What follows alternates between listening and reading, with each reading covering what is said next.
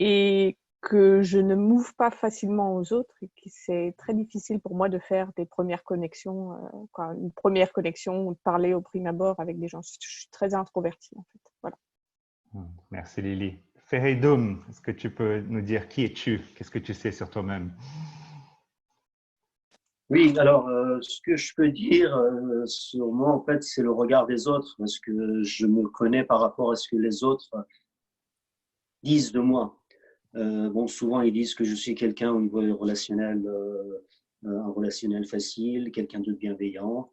La communication passe souvent bien. Je cherche la plupart du temps un compromis. J'évite les conflits. Et par contre, ce que je sais comme défaut de moi, c'est que je suis pas très affirmatif. C'est-à-dire, j'ose pas m'affirmer, j'ose pas dire ce que je pense. Et ça, au moins, je le sais. Voilà. Génial, c'est très, très, très bien. Donc, on a Youssoufa, Marine, Laura et Noah. C'est les 4 prochains et après, on passe au contenu et là, je vais délivrer pour vous. Youssoufa, vas-y, qui es-tu? Qu'est-ce que tu sais sur toi-même? Bonjour Alex, bonjour tout le monde. Je me rends compte qu'en fait, c'est dur comme question. Bon, qu'est-ce que je sais sur moi? Je sais que, en fait, généralement, mes relations en général, ça se passe plutôt très bien avec les gens. Je suis plutôt quelqu'un d'ouvert. Je pense que tu as dû remarquer quand on s'est rencontrés. Tout de suite, je suis allé vers toi. Tu nous as exposé quelque chose et j'avais envie de savoir. Je suis plus comme ça, en fait. C'est-à-dire que j'ai tendance à aller vers les autres. Je pense que c'est ce qu'on appelle être extraverti. Donc, ça, c'est un point, je pense, qui est plutôt positif chez moi, c'est que je vais chez les gens, vers les gens, en fait, j'essaye de les connaître, de faire un lien. Et généralement, ça se passe très bien, en fait. Et ça m'a beaucoup aidé parce que moi, pour vous dire un peu sur mon parcours, moi, j'étais au Mali. Après mon bac, je suis allé en Algérie. De l'Algérie, je suis venu en France dans le cadre de mes études. Beaucoup de gens, j'ai rencontré pas mal d'étudiants qui se plaignent du fait qu'en France, c'est vrai, l'administration, c'est compliqué, il y a plein de choses, on n'arrive pas. Et moi, personnellement, le fait que je vraiment chez les gens, quand j'ai besoin de quelque chose, j'essaie d'aller vers les bonnes personnes, de m'adresser aux personnes, ça m'a beaucoup aidé. Donc ça, c'est un premier point. Et puis un deuxième point, donc c'est le fait aussi que quand je me fixe un objectif, je mets vraiment les paquets. Donc ça, c'est beaucoup de détermination, beaucoup de persévérance. C'est vrai, des fois, on rencontre comme tous des échecs, il faut apprendre à les surmonter. Et je pense que un des problèmes que j'ai aussi souvent, c'est que quand il y a quelque chose de négatif, j'ai tendance souvent à plus penser à ça que le positif. Donc, ça me prend beaucoup d'énergie et c'est quelque chose sur laquelle j'ai vraiment envie de travailler. C'est-à-dire, par exemple, si je prends ma journée, des fois, je fais des très belles choses et juste qu'il m'arrive un truc, en fait, ça me prend plus de temps à y penser que ce qui est positif. Mais malgré tout ça, je reste quand même quelqu'un d'une manière générale, très optimiste. Génial. Je peux confirmer une chose sur Youssoufa quand il dit que quand il veut quelque chose, il le fait, parce que je l'ai rencontré à Toastmaster, donc il s'est inscrit au club, qui est la plus grande ONG du monde, pour développer ses habiletés de conférencier, de parler en public. Et après que j'ai gagné la compétition, il est venu me voir au break et m'a dit « Alex, est-ce que tu veux me coacher en plus là-dessus ?» Donc, on voit vraiment quelqu'un qui, quand il décide qu'il voulait dans son boulot être plus efficace dans les réunions avec les directeurs, les managers, plus impactant dans sa communication, il ne le fait pas à moitié, il va à fond dedans. Donc, bravo pour ça. Donc, voilà, pour finir rapidement, généralement, en fait, les gens avec que je rencontre, ils apprécient ma personnalité. Donc, on va voir que c'est une des dimensions. Voilà. Et puis, je pense que d'un côté, je pense que je fais souvent plus aux autres que moi-même. Ça, je sais pas si. La dernière fois, tu avais parlé de donner 10% de ce qu'on gagne. Moi, je pense que je donne beaucoup plus que ça. On va voir. J'ai une question pour toi par rapport à ça. Et je voulais en fait travailler sur ces points aussi. Donc, on en parlera. Donc, voilà. Merci, Youssoufa. Merci. Marine, tu peux être la prochaine? Marine, raconte-nous, qui es-tu? Qu'est-ce que tu sais sur toi-même? Qu'est-ce que tu as découvert sur toi-même? Marine, tu es avec nous? Bien mon son. Ouais, Oui, c'est oui. bon. Vous m'entendez? Ok. On te Je voit me pas, suis par contre. posé cette... Ouais, je vais mettre la vidéo, si j'y arrive. Je me suis posé cette question il n'y a pas très longtemps, puisque justement, je suis dans une période de ma vie où je m'étais un peu perdue. Donc là, je suis en train de me retrouver. Et en fait, j'ai fait le test dont tu nous as parlé, donc le disque, qui m'a permis de me remettre en phase avec qui je suis, donc me rendre compte de choses que je savais déjà mais que j'avais oubliées et d'autres que je savais un peu moins. Donc moi, je suis dominante influente. Donc je suis une personne dynamique, ouverte sur les autres, qui aime arriver à des résultats, qui aime surmonter des obstacles, et je suis impulsive. J'aime être dans l'action, du coup impatiente aussi, et je suis exigeante envers moi-même et envers les autres.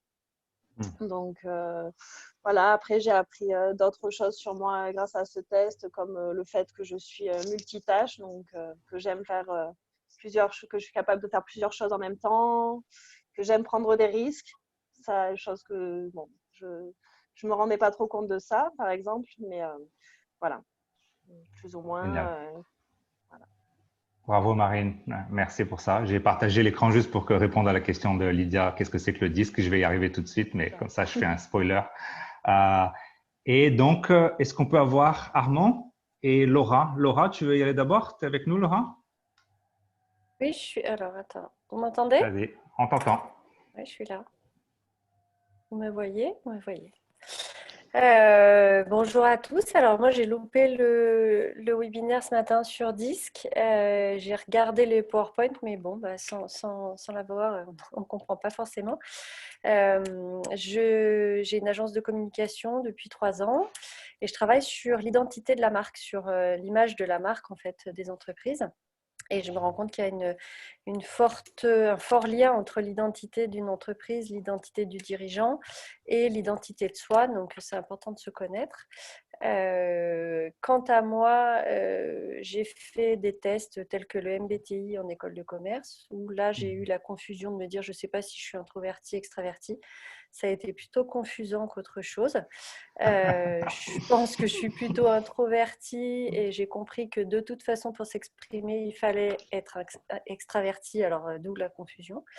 Et j'avais fait un autre test dont je ne me souviens absolument pas du nom, qui était de travailler plutôt ses forces plutôt que de travailler ses faiblesses. Et dans mes forces, j'avais l'empathie et la création. Waouh, l'empathie et la création. Voilà. Comment t'es arrivée jusqu'à nous, Laura? Comment tu as entendu parler de ce webinaire? Comment je vous ai, avec les liens multiples et variés des lettres auxquelles je suis abonnée. Voilà, j'ai reçu un mail tout à l'heure de ta part, je crois, c'est ça. Voilà, à 14h27. Okay. Le webinaire commence. Donc, génial. J'ai pris le. Voilà. Bienvenue, tu es très bienvenue et on va avoir des contenus là qui vont t'aider bien dans ça. La prochaine 40 minutes, ça va être vraiment pour ça. Chouette. Et d'ailleurs, le webinaire de Disque, il est réentendable ou pas, ou on a que le. Il est maintenant, c'est celui-là. Il est en train de commencer là, tu es dedans. Ah d'accord. Ok, super. Donc tu vas pouvoir le voir en live. Pardon, on a eu Ok, super. Quelques réorganisations. D'accord. Donc on a Armand. Armand, d'abord, tu peux te présenter, dire qui es-tu, qu'est-ce que tu sais sur toi, quelles sont tes certitudes, et ensuite Tirso pour finir et on va au contenu.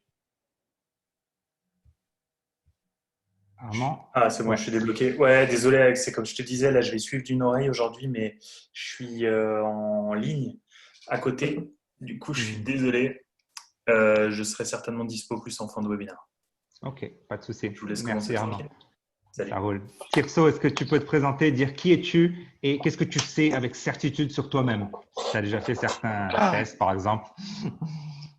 Bon, on a combien de minutes pour ça? 1 minute, attention. Hein. Non, je m'appelle Tirso.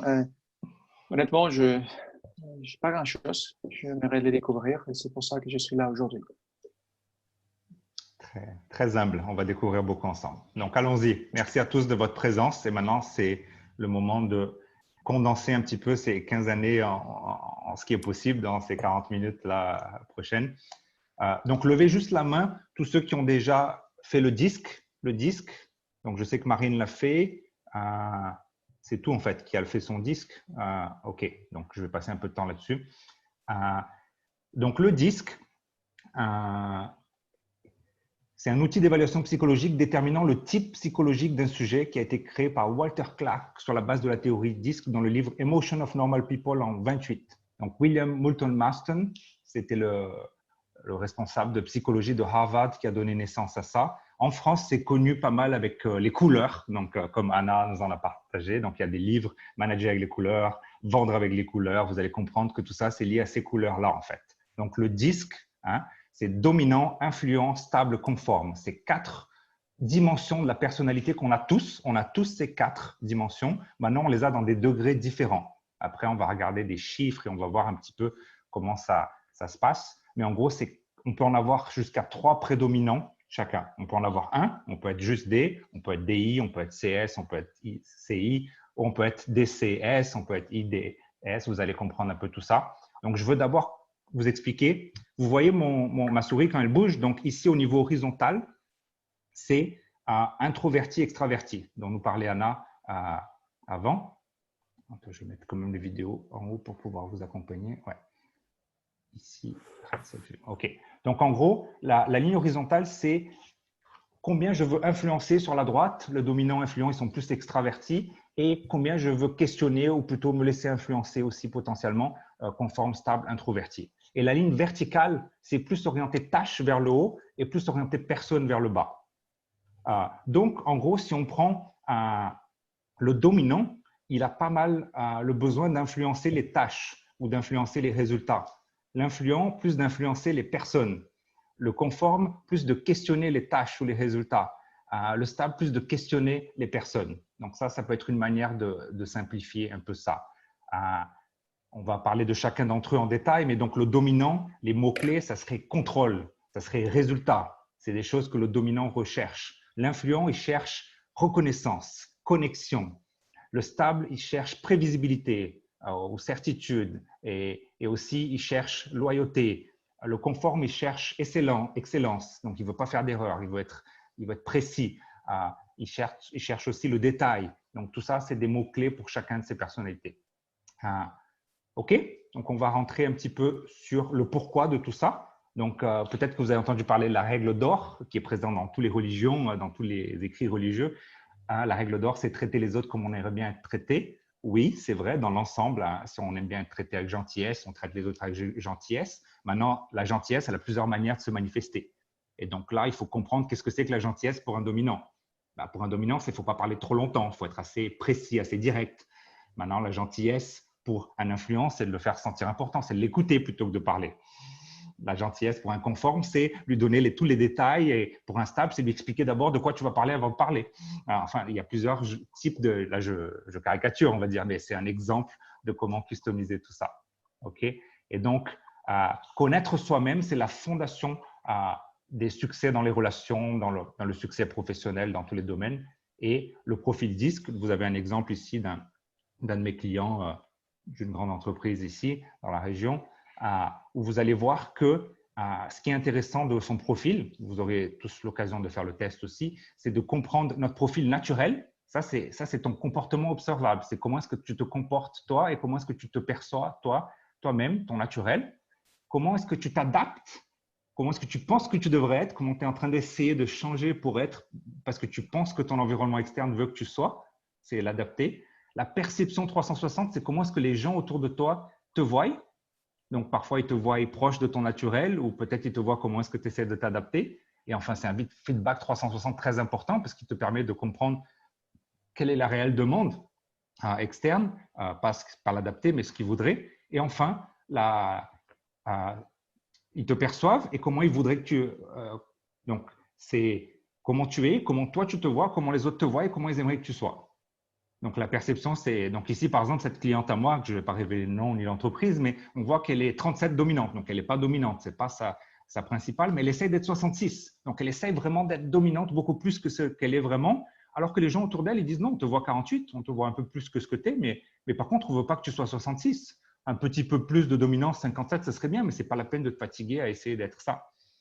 Donc, vous voyez un exemple de… Ou alors, elle est 46 conforme, elle essaie d'être 16, donc elle n'accepte pas sa conformité, elle pense qu'elle ne devrait pas l'être, alors qu'on voit que les gens autour d'elle, en fait, ils le veulent. Donc, le feedback de l'ambiance, c'est essaye pas du tout de faire ce changement et sois toi-même parce que c'est ça que les gens veulent. Donc, ça, c'est le genre d'insight qu'on peut avoir quand on utilise ces tests qui sont des milliers, comme je vous ai dit, mais enfin, je vais vous en présenter 3 aujourd'hui, mais le disque, c'est le premier d'entre eux. Est-ce que ça va jusqu'à présent? Est-ce que vous pouvez lever la main sur la vidéo? Vous pouvez lever la main sur le chat aussi, il y a le bouton. Si jamais vous voulez m'interrompre, poser des questions à n'importe quel moment, c'est participatif. C'est l'idée qu'on construise ensemble. Sinon, si tout est bon, si vous voulez que j'avance, vous faites comme ça. Ouais, c'est bon. OK, ça marche. On est ensemble. Donc, OK, avançons un peu plus. Donc, on va commencer par parler des 4 types du disque un peu. Donc, j'ai mis quelques images, je suis assez visuel. La dominance, OK? La dominance, pour moi, c'est quelqu'un qui aime bien avoir le contrôle. Quoi, pour moi, basé sur mon interprétation des études. Donc, elle aime bien avoir l'argent dans la main. Elle aime bien pouvoir décider, prendre des décisions. Elle aime bien avoir les ressources sur son contrôle. C'est des gens qui aiment bien être dans une position d'autorité, de décision, de management. La photo de la fille là. La photo du mec sur la reine. Le dominant, il aime bien les challenges. Donc, moi, je sais que Marine, elle a une forte dominance. Si je dis, Marine, est-ce que tu es capable de devenir vraiment naturopathe? Elle est en train de se reconvertir professionnellement de prof à naturopathe. Le challenger jusqu'à un certain niveau, c'est quelque chose qui va la motiver. Je suis sûr que tu n'y arriveras pas. En 6 mois, franchement, ce n'est pas possible. Ça peut la booster. C'est le genre de choses que le dominant, il aime bien. Par contre, si on le fait à une personne qui n'est pas dominante du tout, c'est l'inverse. Cette personne peut au contraire pas trop apprécier ça. Ça peut la démotiver. Ah ouais, tu as raison, j'y arriverai jamais. La métaphore du feu, elle est très forte. Vraiment, elle est très, très forte. J'aime beaucoup parce que je suis dominant aussi assez élevé, vous allez voir. Mais donc, le dominant, il a un feu. Il a un feu que s'il est canalisé, ça peut chauffer la famille, vraiment comme cette photo montre ici. Par contre, si ce feu n'est pas canalisé, s'il n'est pas sous contrôle, ça peut faire un incendie qui peut brûler des gens et tuer des gens littéralement. Donc, c'est le pouvoir de la dominance. Vous allez comprendre la différence entre mettre le feu dans la cheminée et provoquer un incendie par rapport à la manière dont on utilise ce trait de caractère, vraiment. Quelles sont les peurs du dominant? Donc, s'il y en a certains d'entre vous qui ont une dominance assez forte, comme c'est mon cas, ils ont peur de l'échec, ils ont très peur de perdre le pouvoir ou l'autorité, de ne plus pouvoir décider, de devoir se soumettre. L'autonomie, la liberté, c'est très important. La subordination, c'est quelque chose que les dominants, être employé, ce n'est pas l'idéal. Hein. C'est entrepreneur, portage salarial à la limite, prestataire de services indépendants. Ils ne veulent pas perdre. Ils sont compétitifs, même si c'est un jeu vidéo avec ses enfants, il n'a pas envie de perdre. Reconnaître ses erreurs, devoir dire qu'il s'est trompé, c'est quelque chose ça fait assez peur aux dominants. Le dominant en entreprise, c'est très bien pour avoir un job comme commercial, par exemple. Un job mesurable, quoi. Un job satisfaction du client où il n'y a pas d'analyse de surveille, de chiffres. Pour lui, c'est destructif. Il a besoin de savoir ce qu'il a produit aujourd'hui à la fin de la journée. Il a besoin d'avoir des indicateurs. Donc, le SMART, hein, spécifique, mesurable, atteignable, réaliste, temporellement défini, c'est comme ça qu'on définit les objectifs de manière plus efficace. C'est quelque chose que le dominant, il apporte vraiment à une équipe. Il est concret, quoi. Il est assertif là-dessus. Donc là, il y a l'exemple du Wolf of Wall Street avec Leonardo DiCaprio, où voilà, c'est clairement un profil commercial ou un profil exécutif par rapport à des résultats concrets. Ça peut être n'importe quel job. Donc la dominance, en gros, c'est le facteur du contrôle et de l'assertivité. Ça indique comment chacun de nous réagit par rapport aux défis ou à l'adversité. C'est ça la dominance. Le chiffre de dominance que chacun aura sur son résultat, c'est ça en gros. Okay? Donc, ça définit, si tu as une dominance élevée, ça définit un petit peu ton niveau de contrôle que tu as besoin d'avoir, d'assertivité que tu auras et comment tu réagis aux défis, aux challenges, aux adversités. Et le mot-clé, c'est intolérance. Émotion, la colère, c'est l'émotion tu mets plein de dominants. Si j'étais physiquement avec vous, je mettrais tous les dominants dans un coin et je ferais un petit dynamique. Et tu sens que la température de la salle, elle augmente dans ce coin-là. Parce que la colère, elle fait de la chaleur. Surtout quand tu leur donnes une tâche de dire, voilà, vous devez décider qui va être votre chef. Le leader, il commence à se battre entre eux et là, tu vois la température qui augmente et la colère. C'est assez intéressant de faire ça en salle. La motivation pour le dominant, c'est le défi, c'est le challenge, c'est le pouvoir. Sa communication, elle est directe, elle est objective et sa valeur pour l'entreprise, c'est commander l'initiative. Ce n'est pas quelqu'un qui va attendre que son chef lui dise de faire quelque chose. Il est plutôt proactif et il prend une décision très rapide et très rationnelle. Et pour finir, la dominance, quelques exemples de dominants qu'on peut aimer ou pas. Hein, on n'est pas là pour parler politique, mais Steve Jobs, Margaret Thatcher, Donald Trump sont trois personnalités qui ont clairement une dominance très élevée, qui est probablement leur profil principal de dominance. Donc là, j'aimerais bien interagir avec vous vite fait sur ça. Donc d'abord, qui sont ceux qui se voient avec une dominance assez élevée? Levez un petit peu la main, ceux qui se voient avec un peu de dominance. Marine, un petit peu Anna, un petit peu Youssoufa aussi, Fabien aussi. OK. Questions, commentaires sur la dominance? Qui c'est qui voudrait partager? Vas-y, Laurent. Moi, c'est un trait que j'essaie de développer ces temps-ci. Je sais que je ne suis pas du tout ça à la base. Mais je vois qu'avec des personnes, je pense, qui ont de la dominance encore moins que moi, je me mets en mode dominant. C'est-à-dire dont je vois des endroits qui pourraient être améliorés. Et ben, c'est là où, du coup, je me mets à prendre le leader et j'ai une position qui, en temps normal, je n'ai pas. Intéressant, intéressant. C'est vrai que donc, du coup, vous allez voir ça. On a un profil qui est notre zone de confort. Donc, donc chacun d'entre nous a une zone de confort. Donc, pour Laurent, de préférence, il y a un autre dominant à côté qui coordonne, et lui, il n'a pas besoin de faire trop de dominance. Ça l'arrange plus. Il est plus à l'aise, il dépense moins d'énergie, il est plus light. Maintenant, si jamais il est dans une situation où il voit que voilà, pour réussir à avoir un job, il a besoin d'être dominant, il va vite fait s'adapter à l'entretien d'embauche pour avoir le job. S'il sent que le chef, que la personne qui l'interviewe veut quelqu'un de dominant, même parfois inconsciemment, il va le faire.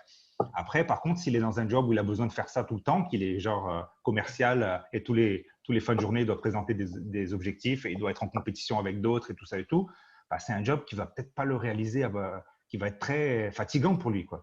Donc, savoir s'adapter, c'est important, mais il ne faut aussi pas se mettre dans une situation où on a besoin de s'adapter tous les jours beaucoup parce que ça dépense de l'énergie. Donc ça, il faut que ça soit clair pour tout le monde aussi.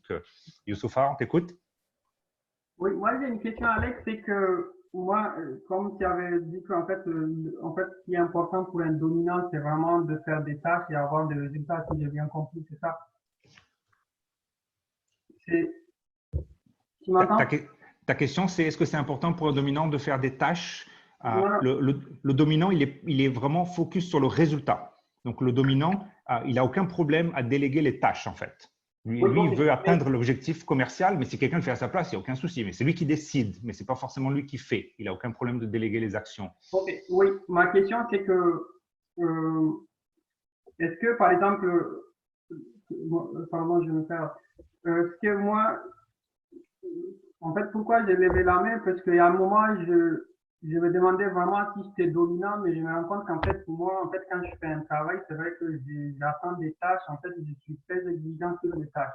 Par contre, j'avais parlé d'être compétitif ou bien de compétition. Moi, l'esprit de compétition, n'a jamais été mon truc. Même quand j'étais au lycée, par exemple, où beaucoup des élèves, c'est la compétition pour être premier de la classe ou bien la compétition pour avoir des meilleures notes. En fait, c'était vraiment ça ma vision des choses. Mais moi, c'est vraiment ce qui compte, c'est que je me dis, j'ai besoin d'avoir 15 sur 20 dans une matière, c'est ce qu'il me faut. En fait, du coup, j'attends ça avec beaucoup d'exigence vis-à-vis de moi. Mais en fait, ce qui se passe autour de moi, en fait, les gens… En fait, rentrer en compétition avec quelqu'un, c'est jamais été… Ce que je veux dire, est-ce que moi, en fait, je pense que je suis dominant ou pas, en fait, par exemple? Bah, on est tous un peu dominants, mais donc toi, par exemple, à ton profil, clairement, tu es très lié aux personnes. Donc, comme tu parlais de la générosité, de prendre soin des autres parfois plus que de toi-même, c'est un peu de la stabilité, tu vois, la générosité, la loyauté. Tu as aussi l'influence. Donc, tu es venu me parler comme ça de rien. C'est toi qui as commencé, qui as engagé la conversation avec moi. Donc, ça, c'est un niveau d'influence assez élevé. Et par contre, la tâche que tu dis, toi, c'est plutôt dans la conformité. On va y arriver après. Tu vas voir que ton focus tâche, il est plus moins compétitif, mais plus lié à l'excellence envers toi-même. Le jugement, ce n'est pas lié à l'autre tellement. Mais enfin, on va y arriver. OK? Quelqu'un d'autre a un commentaire, une question? Ouais, vas-y Anna, on t'écoute. Oui, en fait, par rapport aux commentaires, bon, moi, quand j'ai fait l'Insight Assessment, donc c'était très intéressant après d'analyser un petit peu en fait, comment se comportent surtout les top managers, donc les directeurs de l'entreprise. Et donc, j'ai vu plusieurs cas. Et donc, juste pour donner un exemple drôle, une entreprise française où j'ai travaillé pendant 5 ans, on avait un chef qui était très dominant, bien évidemment, parce qu'il était chef. Il était très focalisé à résultats, donc tac, tac, tac. Par contre, people, c'est pour ça d'ailleurs, je trouve que nous, RH, souvent, on doit être là pour les un peu rappeler que, par exemple, donc on avait un cas, il fallait écrire une newsletter pour la fin d'année, et donc le directeur de notre business unit, il devait faire un petit mot. Et donc, il a écrit son petit article, et il a parlé des résultats, on a fait ça, gna, gna, gna, gna, et puis… et en fait, on a regardé l'article, bon, c'était très, très bien. Par contre, c'était quand même la fin d'année. Donc, ma chef, qui était la directrice de la DRH de la division, elle a dit « Attention, il faut quand même bien remercier les gens pour leur travail cette année. Il faut aussi leur souhaiter les bonnes fêtes de fin d'année. » Donc ça, vraiment, pour moi, c'est une démonstration, encore une fois. Donc, quelqu'un qui est vraiment focalisé résultat, tout ça. Mais par contre, people, voilà. Il faut parfois rappeler l'empathie c'est la partie, c'est ça, en fait. C'est l'empathie pour moi. Un exemple qui est sympa, que j'adore, que je trouve, si j'étais avec vous physiquement, je vous mettrais avec un groupe un peu plus grand quand je fais des workshops là-dessus. Je mets tous les dominants, je sépare les 4 profils dans les 4 coins de la salle.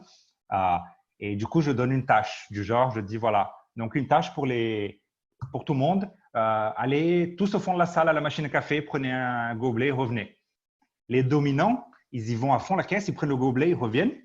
Et en général, ils bousculent des gens sur le chemin parce qu'ils sont tellement focalisés sur la tâche, le résultat qui est avoir le gobelet le plus vite, leurs yeux, leur champ de vision, il est 100% là-dessus. Et donc, et quand ils reviennent et que quelqu'un dit « tu m'as bousculé », il dit « sérieux, il n'a même pas vu, il n'a pas fait gaffe », tu vois. Alors que la personne qui a la stabilité, le vert par exemple, qu'on va parler tout à l'heure, elle ne commence pas à bouger avant d'avoir analysé quel est le chemin où elle va moins déranger les gens pour aller chercher son gobelet ou qui va être bien pour… Elle pense un petit peu à tout le monde et tout ça. Donc, il y a ces éléments-là qui sont assez… et donc, forcément, le chef très dominant, il ne pense pas aux anniversaires, aux salles de pause. Ouais. Je peux te donner un autre exemple que je trouvais très… Vas-y, je t'en prie. C'est mon cas personnel et comment j'ai commencé en fait à utiliser cet outil et je trouvais ça génial.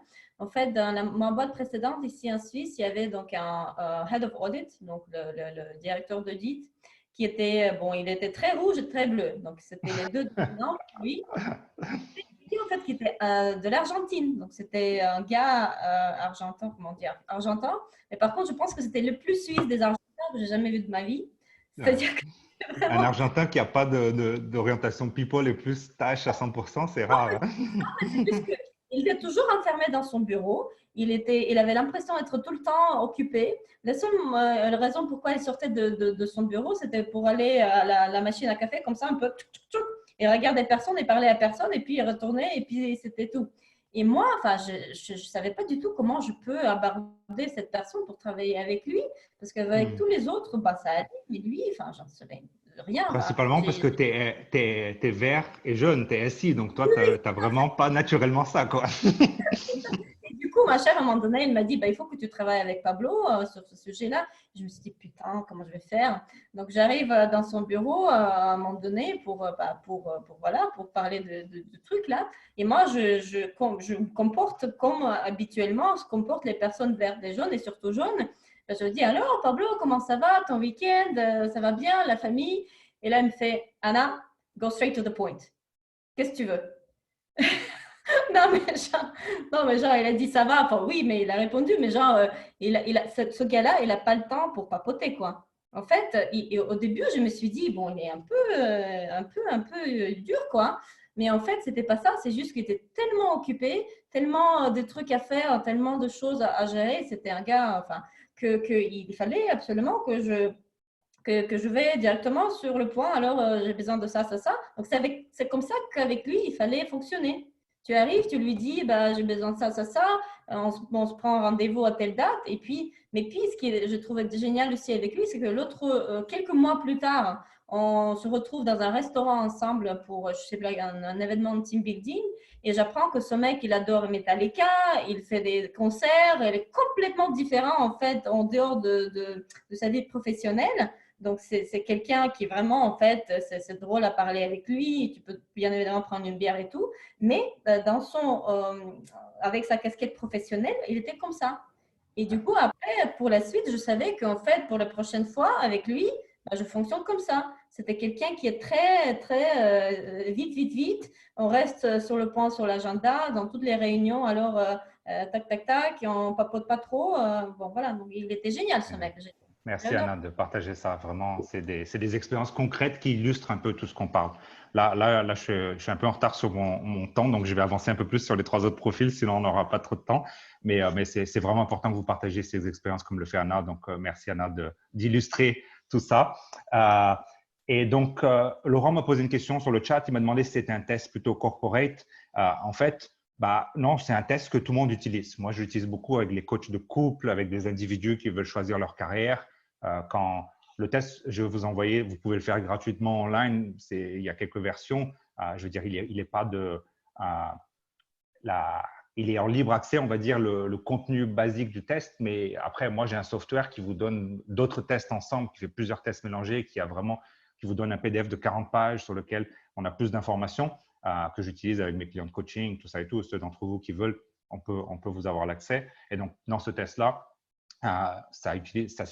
il vous donne vraiment 3 pages sur les métiers qui sont adaptés pour vous ou pas adaptés pour vous, sur des choses comme ça. Donc, ça aide vraiment des gens dans tous les contextes. Et vraiment, pour le couple, vous allez voir, je vais partager quelques exemples.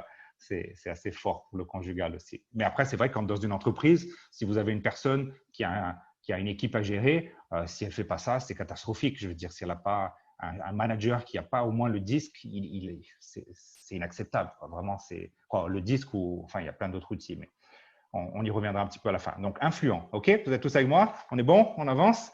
Influent. Donc, l'influent, c'est la personne qui est comme on parle là sur les images. Donc, c'est une personne qui sourit beaucoup, c'est une personne qui a l'énergie, qui bouge les bras, qui est assez expressive, qui dans la queue de la banque, elle parle avec la personne devant ou derrière, elle se fait des amis. C'est la personne qui arrive et qui dit, voilà, j'ai rencontré l'homme de ma vie, voilà, c'est génial, c'est bon, là, ça y est, c'est le mariage, c'est les enfants. Et 3 semaines plus tard, tu dis, comment va David? Mais c'est qui David? C'est le genre de personne qui a un peu des oscillations quand elle est extrême influence, hein. Mais c'est une personne qui se motive et d'un coup, c'est parti, on le fait. Elle ne regarde pas son agenda et OK, comptez sur moi, c'est parti. Après, elle finit par déléguer d'une manière, vas-y, je te passe tout, tu te débrouilles. Ça arrive parfois aussi. Mais enfin, ça, c'est la personne qui a l'optimisme, c'est la personne qui vient et qui met l'ambiance, c'est la personne qui reconnecte des gens, qui crée des groupes, des réseaux comme c'est le cas ici. Cette personne, elle a très peur d'être rejetée. Vraiment, elle a peur d'être seule. C'est une personne qui a peur d'être rejetée, elle est très forte. Elle a peur de frustrer les attentes des autres, de ne pas être valorisée. Elle a besoin de reconnaissance constante. Elle a besoin qu'on lui dise que ce qu'elle fait, c'est bien, d'être soutenue. Et une chose qu'elle a très peur, l'influence, c'est de perdre le plaisir dans sa routine. Parce qu'elle ne veut pas de routine, en fait. L'influent, il aime bien avoir des nouveaux trucs tous les jours, des nouveaux gens tous les jours. Et du coup, quand on lui dit, voilà, pour les 4 prochaines années, tu vas être en train de faire ça, ça et ça, ça commence à faire peur parce que l'influent, il aime bien être spontané, quoi. Il se réveille et souvent, il est dans une réunion et le thème change. Pour lui, ce n'est pas grave. On commence à parler d'autres choses et il y a un peu ça, quoi. Donc, suivre ça. Donc, l'influent en entreprise, c'est génial pour créer des relations. Il y a beaucoup d'entreprises qui mettent dans la force commerciale des gros influents pour commencer le rapport avec des personnes. Par contre, pour fermer le deal, il faut de la dominance. Donc, l'influent, il parle, mais il reste parler 4 heures et il ne prend jamais la carte bleue, il ne signe pas le contrat. Donc, il faut de la dominance pour transformer le contact en client. L'influent, par contre, il est très bon pour créer la relation, voilà, il appelle quelqu'un, comment ça va? Et il a naturellement un sujet de conversation dans l'ascenseur qui rapproche déjà les gens. Et forcément, il est avec le micro. Si tu donnes le micro à un influent, après, il y a quelques éléments plus précis sur parler en public, mais en gros, c'est quelqu'un qui communique bien, qui communique à des grandes audiences aussi. Le mot-clé, c'est sociabilité. L'émotion, c'est l'optimisme. La motivation, c'est la reconnaissance sociale. Il veut être admiré, il veut être vu. Sa communication, elle est très informelle et plus personnelle. L'influent, en général, il va s'habiller avec des couleurs assez vives.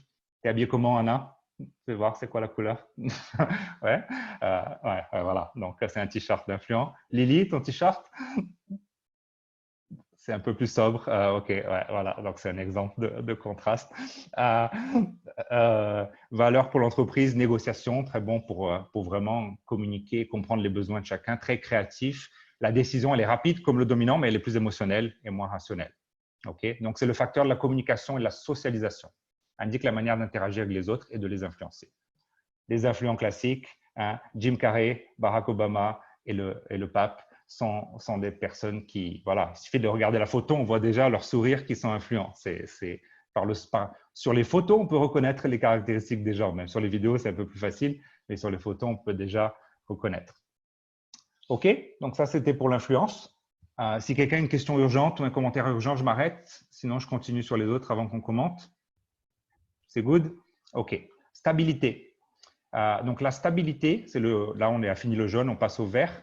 Donc, le stable, c'est une personne qui veut de l'équilibre, comme montre cette photo-là. Ma femme est stable, influente aussi, mais avec une stabilité assez élevée. Donc, elle a besoin d'équilibre. Elle a besoin on ne peut pas être pendant plusieurs mois très focalisé sur monter un business ou sur un seul élément de notre vie, la santé. Enfin, il faut vraiment qu'on ait un équilibre et que les choses soient en harmonie, les choses soient un peu de calme aussi, pas trop rapide. Donc, prendre le temps de planifier les choses. C'est une personne qui est très loyale. Le stable, il est toujours meilleur ami des autres que les autres sont amis d'eux. Il prend plus soin des autres qu'on prend soin de lui. Et c'est une personne qui, sa loyauté, elle est inquestionnable. Il n'aura pas forcément autant d'amis que l'influent, mais ses amis qu'il a, c'est pour la vie. Donc, la stabilité, elle a vraiment ces éléments-là. Ses peurs, c'est voilà, un scénario imprévisible. Tu dis à un stable, écoute, j'ai besoin dans 5 minutes de faire quelque chose. Déjà, peu importe ce que c'est dramatique. Ou tu lui dis, voilà, on ne sait pas ce qui va se passer dans le futur. Voilà, coronavirus pour un stable, c'est pas facile. Devoir prendre des risques. Donc, si tu as une personne stable, que tu es conseiller en investissement, tu ne vas pas aller sur les cryptocurrencies, tu vas aller plutôt sur l'assurance vie. Déception, vraiment le stable, il a très très peur de déceptionner les gens, faire du mal aux gens, perdre l'autocontrôle de si jamais il fait quelque chose qu'il n'aurait pas aimé faire, il fait vraiment gaffe à ça, de s'impliquer trop dans quelque chose et les conflits. Donc le stable, il veut l'harmonie et parfois c'est le cas où c'est pas bon. Il peut vraiment empêcher des processus ou ralentir les choses parce qu'il a peur des conflits et d'adresser les choses. Le stable en entreprise, il est vraiment génial pour le support. Donc, c'est-à-dire le service au client, par exemple. C'est quelqu'un que, voilà, imagine, toi, tu n'es pas content avec ton forfait téléphonique, avec un service. Le stable, il t'appelle, il va t'écouter. Tu vas l'insulter, c'est pas grave. Il va entendre en mode de communication non violente. Il va comprendre tes besoins. Il va comprendre que c'est pas lui, c'est toi qui est important. Là, il va être focus sur toi. Il va t'écouter. Il va te répéter tout ce qu'il a entendu. Tu vas dire, wow, il m'entend vraiment. Et il résout vraiment les problèmes. Le problème, c'est même qu'à la limite, il va trop s'impliquer. Il va le week-end résoudre des trucs perso pour toi et ouvrir, alors que c'est pas dans son heure de travail. Enfin, c'est le genre de choses. Et pour réconcilier des différends, quoi. S'il y a 2 personnes en conflit, tu mets un stable au milieu. Voilà, il va faire ce qu'il faut pour que le conflit s'arrête. Donc, la stabilité, c'est le facteur de l'équilibre, de l'empathie, de la loyauté. Il indique comment une personne réagit au changement et comment elle établit son rythme aussi. Donc, si on a une stabilité élevée, ça veut dire qu'on met un peu de temps à prendre le rythme, à commencer quelque chose de nouveau. Si on a une stabilité très basse, paf, on accélère direct. J'ai décidé, je me mets en action immédiatement. Donc, la stabilité, elle a un peu à voir avec le rythme aussi. Mots-clés, prévisibilité, émotion, apathie. Donc ça, c'est un peu surprenant peut-être parfois parce qu'on se dit, ah non, mais je croyais qu'il s'intéressait vraiment aux gens. Oui, mais il n'est pas expressif comme l'influent. Donc, il t'écoute, mais il t'écoute avec une tête de paysage. Donc, le stable, il n'exprime pas ses émotions à lui. Il est là pour toi, donc il est focus sur toi. Et son visage, il n'a pas d'expression. Donc, parfois, tu as l'impression qu'il s'en fout visuellement. Tu vois, alors que l'influent, il est là, il hoche la tête, il bouge, il t'écoute, souvent il t'interrompt, il parle pendant que tu parles. Le stable, il ne fait pas ça. Justement, il est en silence total pendant 1 heure, il t'écoute et parfois, tu as l'impression que voilà, ça l'embête. Donc, il y a un petit peu ça aussi. Mais ce n'est pas du tout le cas. Il est vraiment juste en train de t'écouter. C'est ça, il ne pense pas à lui, en fait. Donc, sa communication, elle est douce, elle est empathique, elle est lente. Enfin, lente, c'est un jugement de dominant-influent. Sa valeur pour l'entreprise, c'est le planning. Ça, c'est des gens, ils planifient les choses, c'est des masters de planning. Et la coopération et la prise de décision est lente. Il a besoin de temps. Souvent, c'est la personne tu lui demandes, en tant que dominant-influent, tu lui demandes alors, est-ce qu'on peut faire ça? Et là, tu t'es surpris quand il te dit, voilà, quand est-ce que tu as besoin d'une décision? Je peux revenir vers toi d'ici lundi prochain. C'est le genre de choses qui, pour moi, au début, me choquaient un petit peu quand je n'avais pas conscience de la stabilité. Quelques stables connus. Donc, c'est Nelson Mandela. C'est, comment elle s'appelle, de Harry Potter? Celle qui a fait He for She, là. Hermione Granger, l'actrice, et Gandhi. Donc, ça, c'est des exemples de personnes qui ont vraiment fait la différence dans le monde et qui prennent le temps de… Emma Watson, oui, voilà, c'est ça, son nom. C'est quelqu'un qui… donc, Emma Watson, elle a fait un gros speech.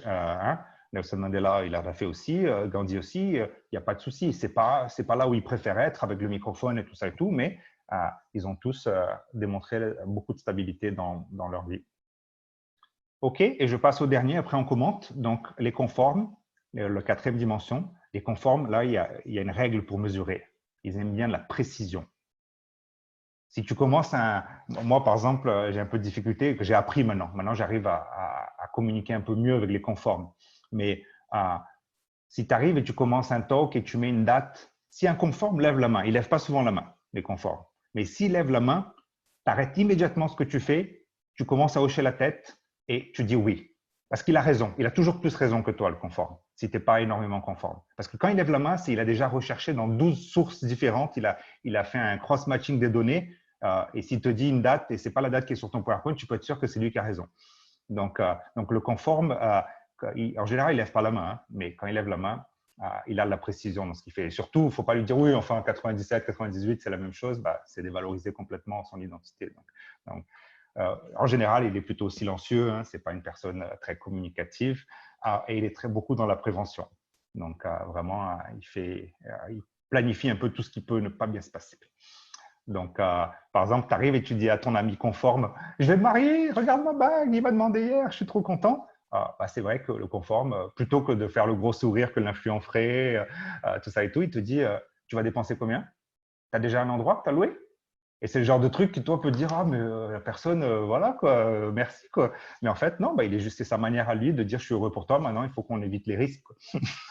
Donc, c'est sa manière de contribuer. Les peurs du conforme, c'est commettre une erreur. Alors ça, non, l'erreur pour lui, ce n'est pas une option. Ne pas suivre la norme, être vu comme quelqu'un en dehors du système, des règles, recevoir des critiques. Alors ça, parce que son travail, il est excellent, le conforme, il fait les choses, mais tu lui demandes 3 slides, tu en fais 47 avec des détails. Donc, si tu lui dis que ce n'est pas bon, ça fait très, très mal. Ne pas avoir assez d'informations. Donc, c'est ce que j'ai fait avec MD au début, où je lui ai dit, voilà, présente-toi. S'il a une conformité un peu élevée, présente-toi. Tu veux que je savoir quoi? C'est quoi les données que tu as besoin de ma personne? Tu veux mon âge? Tu veux l'endroit où j'habite? Donc, il faut être précis. Hein. Moi, je travaille avec un conforme qui est ici à Grenoble, qui gère une entreprise. Je sais que quand je vais le voir, je me prépare. Je ne vais pas à l'arrache aux réunions parce qu'il faut que je fasse gaffe à ce que je vais dire. Ne pas prendre la bonne décision. Alors ça fait très peur au conforme.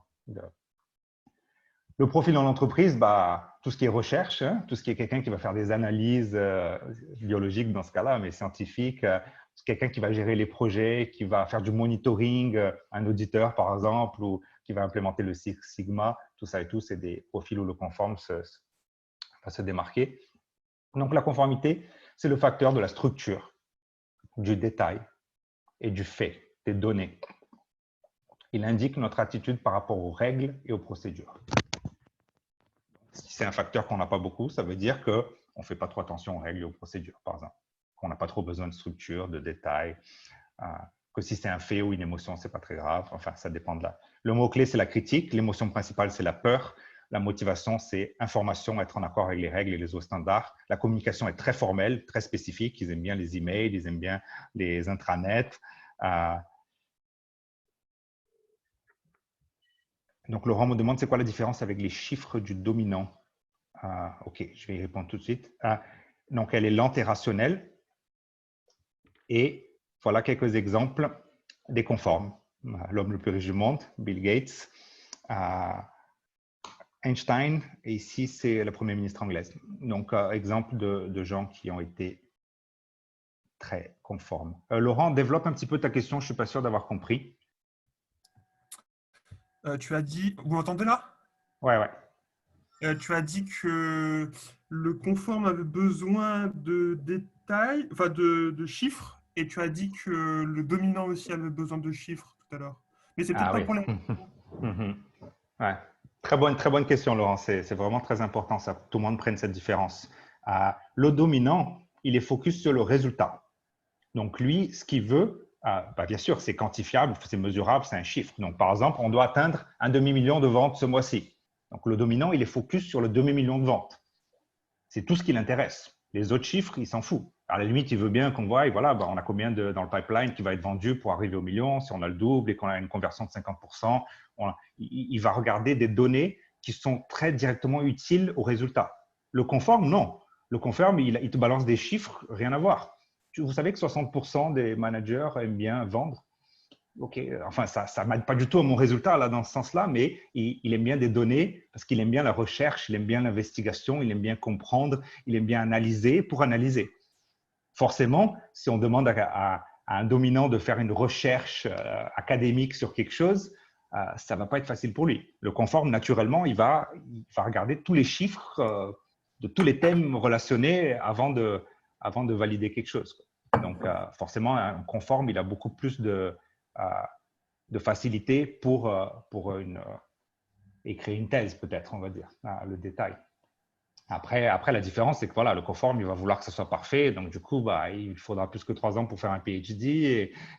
Alors que le dominant, il se dit pourquoi je ne peux pas le faire en 6 mois. Voilà, enfin, c'est différents styles de profondeur et d'exactitude et de recherche là-dessus. Est-ce que j'ai répondu à peu près, Laurent? Ouais, c'est good. Allez-y, j'ouvre aux questions et aux commentaires. Donc là, on a présenté les 4 profils. Donc déjà, quels sont ceux qui s'identifient influents avec un élevé de la composante influent? Donc Laurent, Anna, Lydia, Youssoufa, Feredoum. On a beaucoup d'influence ici. Laura aussi? Ouais, moi je pense que c'est vraiment une grande partie chez moi. Enfin, pour moi, en fait, je t'explique juste Jim Carrey. En fait. C'est un peu mon idole en fait. Donc, OK, ouais, Jim Carrey, c'est l'influence par excellence. L'influent, il a des muscles sur le visage qu'on ne sait même pas où il se trouve. C'est littéralement son cas. J'adore cette image. Stabilité, quels sont ceux qui ont la stabilité? Levez la main, ceux qui se voient vraiment avec un… Ouais, donc Laura, elle avait planifié déjà. Regardez, Laura, elle a mis sa vidéo on au début de l'influence pour qu'au moment où j'arrive à la stabilité, elle puisse lever sa main et qu'on le voie. Ça, c'est ce qu'un stable fait à l'avance. Elle planifie, elle s'organise. Ça a été la première à lever la main. Donc, il y a Laura, il y a MD, qui d'autre? Anna aussi, Lily aussi?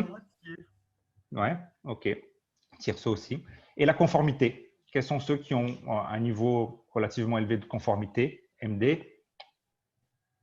Lily? OK, on a 2 conformes. Youssoufa aussi? OK. Donc, après, on peut regarder ça plus en détail. Est-ce qu'il y a des commentaires ou des questions? Qui c'est qui voudrait prendre la parole? Est-ce que… Vas-y, Laurent. Est-ce qu'on peut avoir un trait un peu développé? Parce que moi, par exemple, je pense que j'ai besoin d'équilibre et de calme, mais je ne m'estime pas extrêmement… Enfin, j'essaye de développer ma capacité à faire des plannings, mais je me considère pas un pro de ça, en fait. Donc, déjà, c'est clair que ton influence est beaucoup plus élevée que ta stabilité. Tu vois, je veux dire, là, voilà, tu parles spontané, ton microphone, il est déjà on, tu parles, c'est différent de Laura qui qui est en train de planifier son intervention qu'elle va faire à la fin du webinaire et de s'organiser. C'est un niveau de vitesse très différent par rapport à ça. Et tu parles un peu plus que tu écoutes. Quelqu'un qui a une stabilité très élevée, il aime plus écouter que parler. Donc, il y a un petit peu cette différence. Mais on va y toucher dans les prochains slides. Anna, tu voulais faire un commentaire? Vas-y. Moi, ces commentaires, questions, je pense que si je me souviens bien, c'est peut-être possible que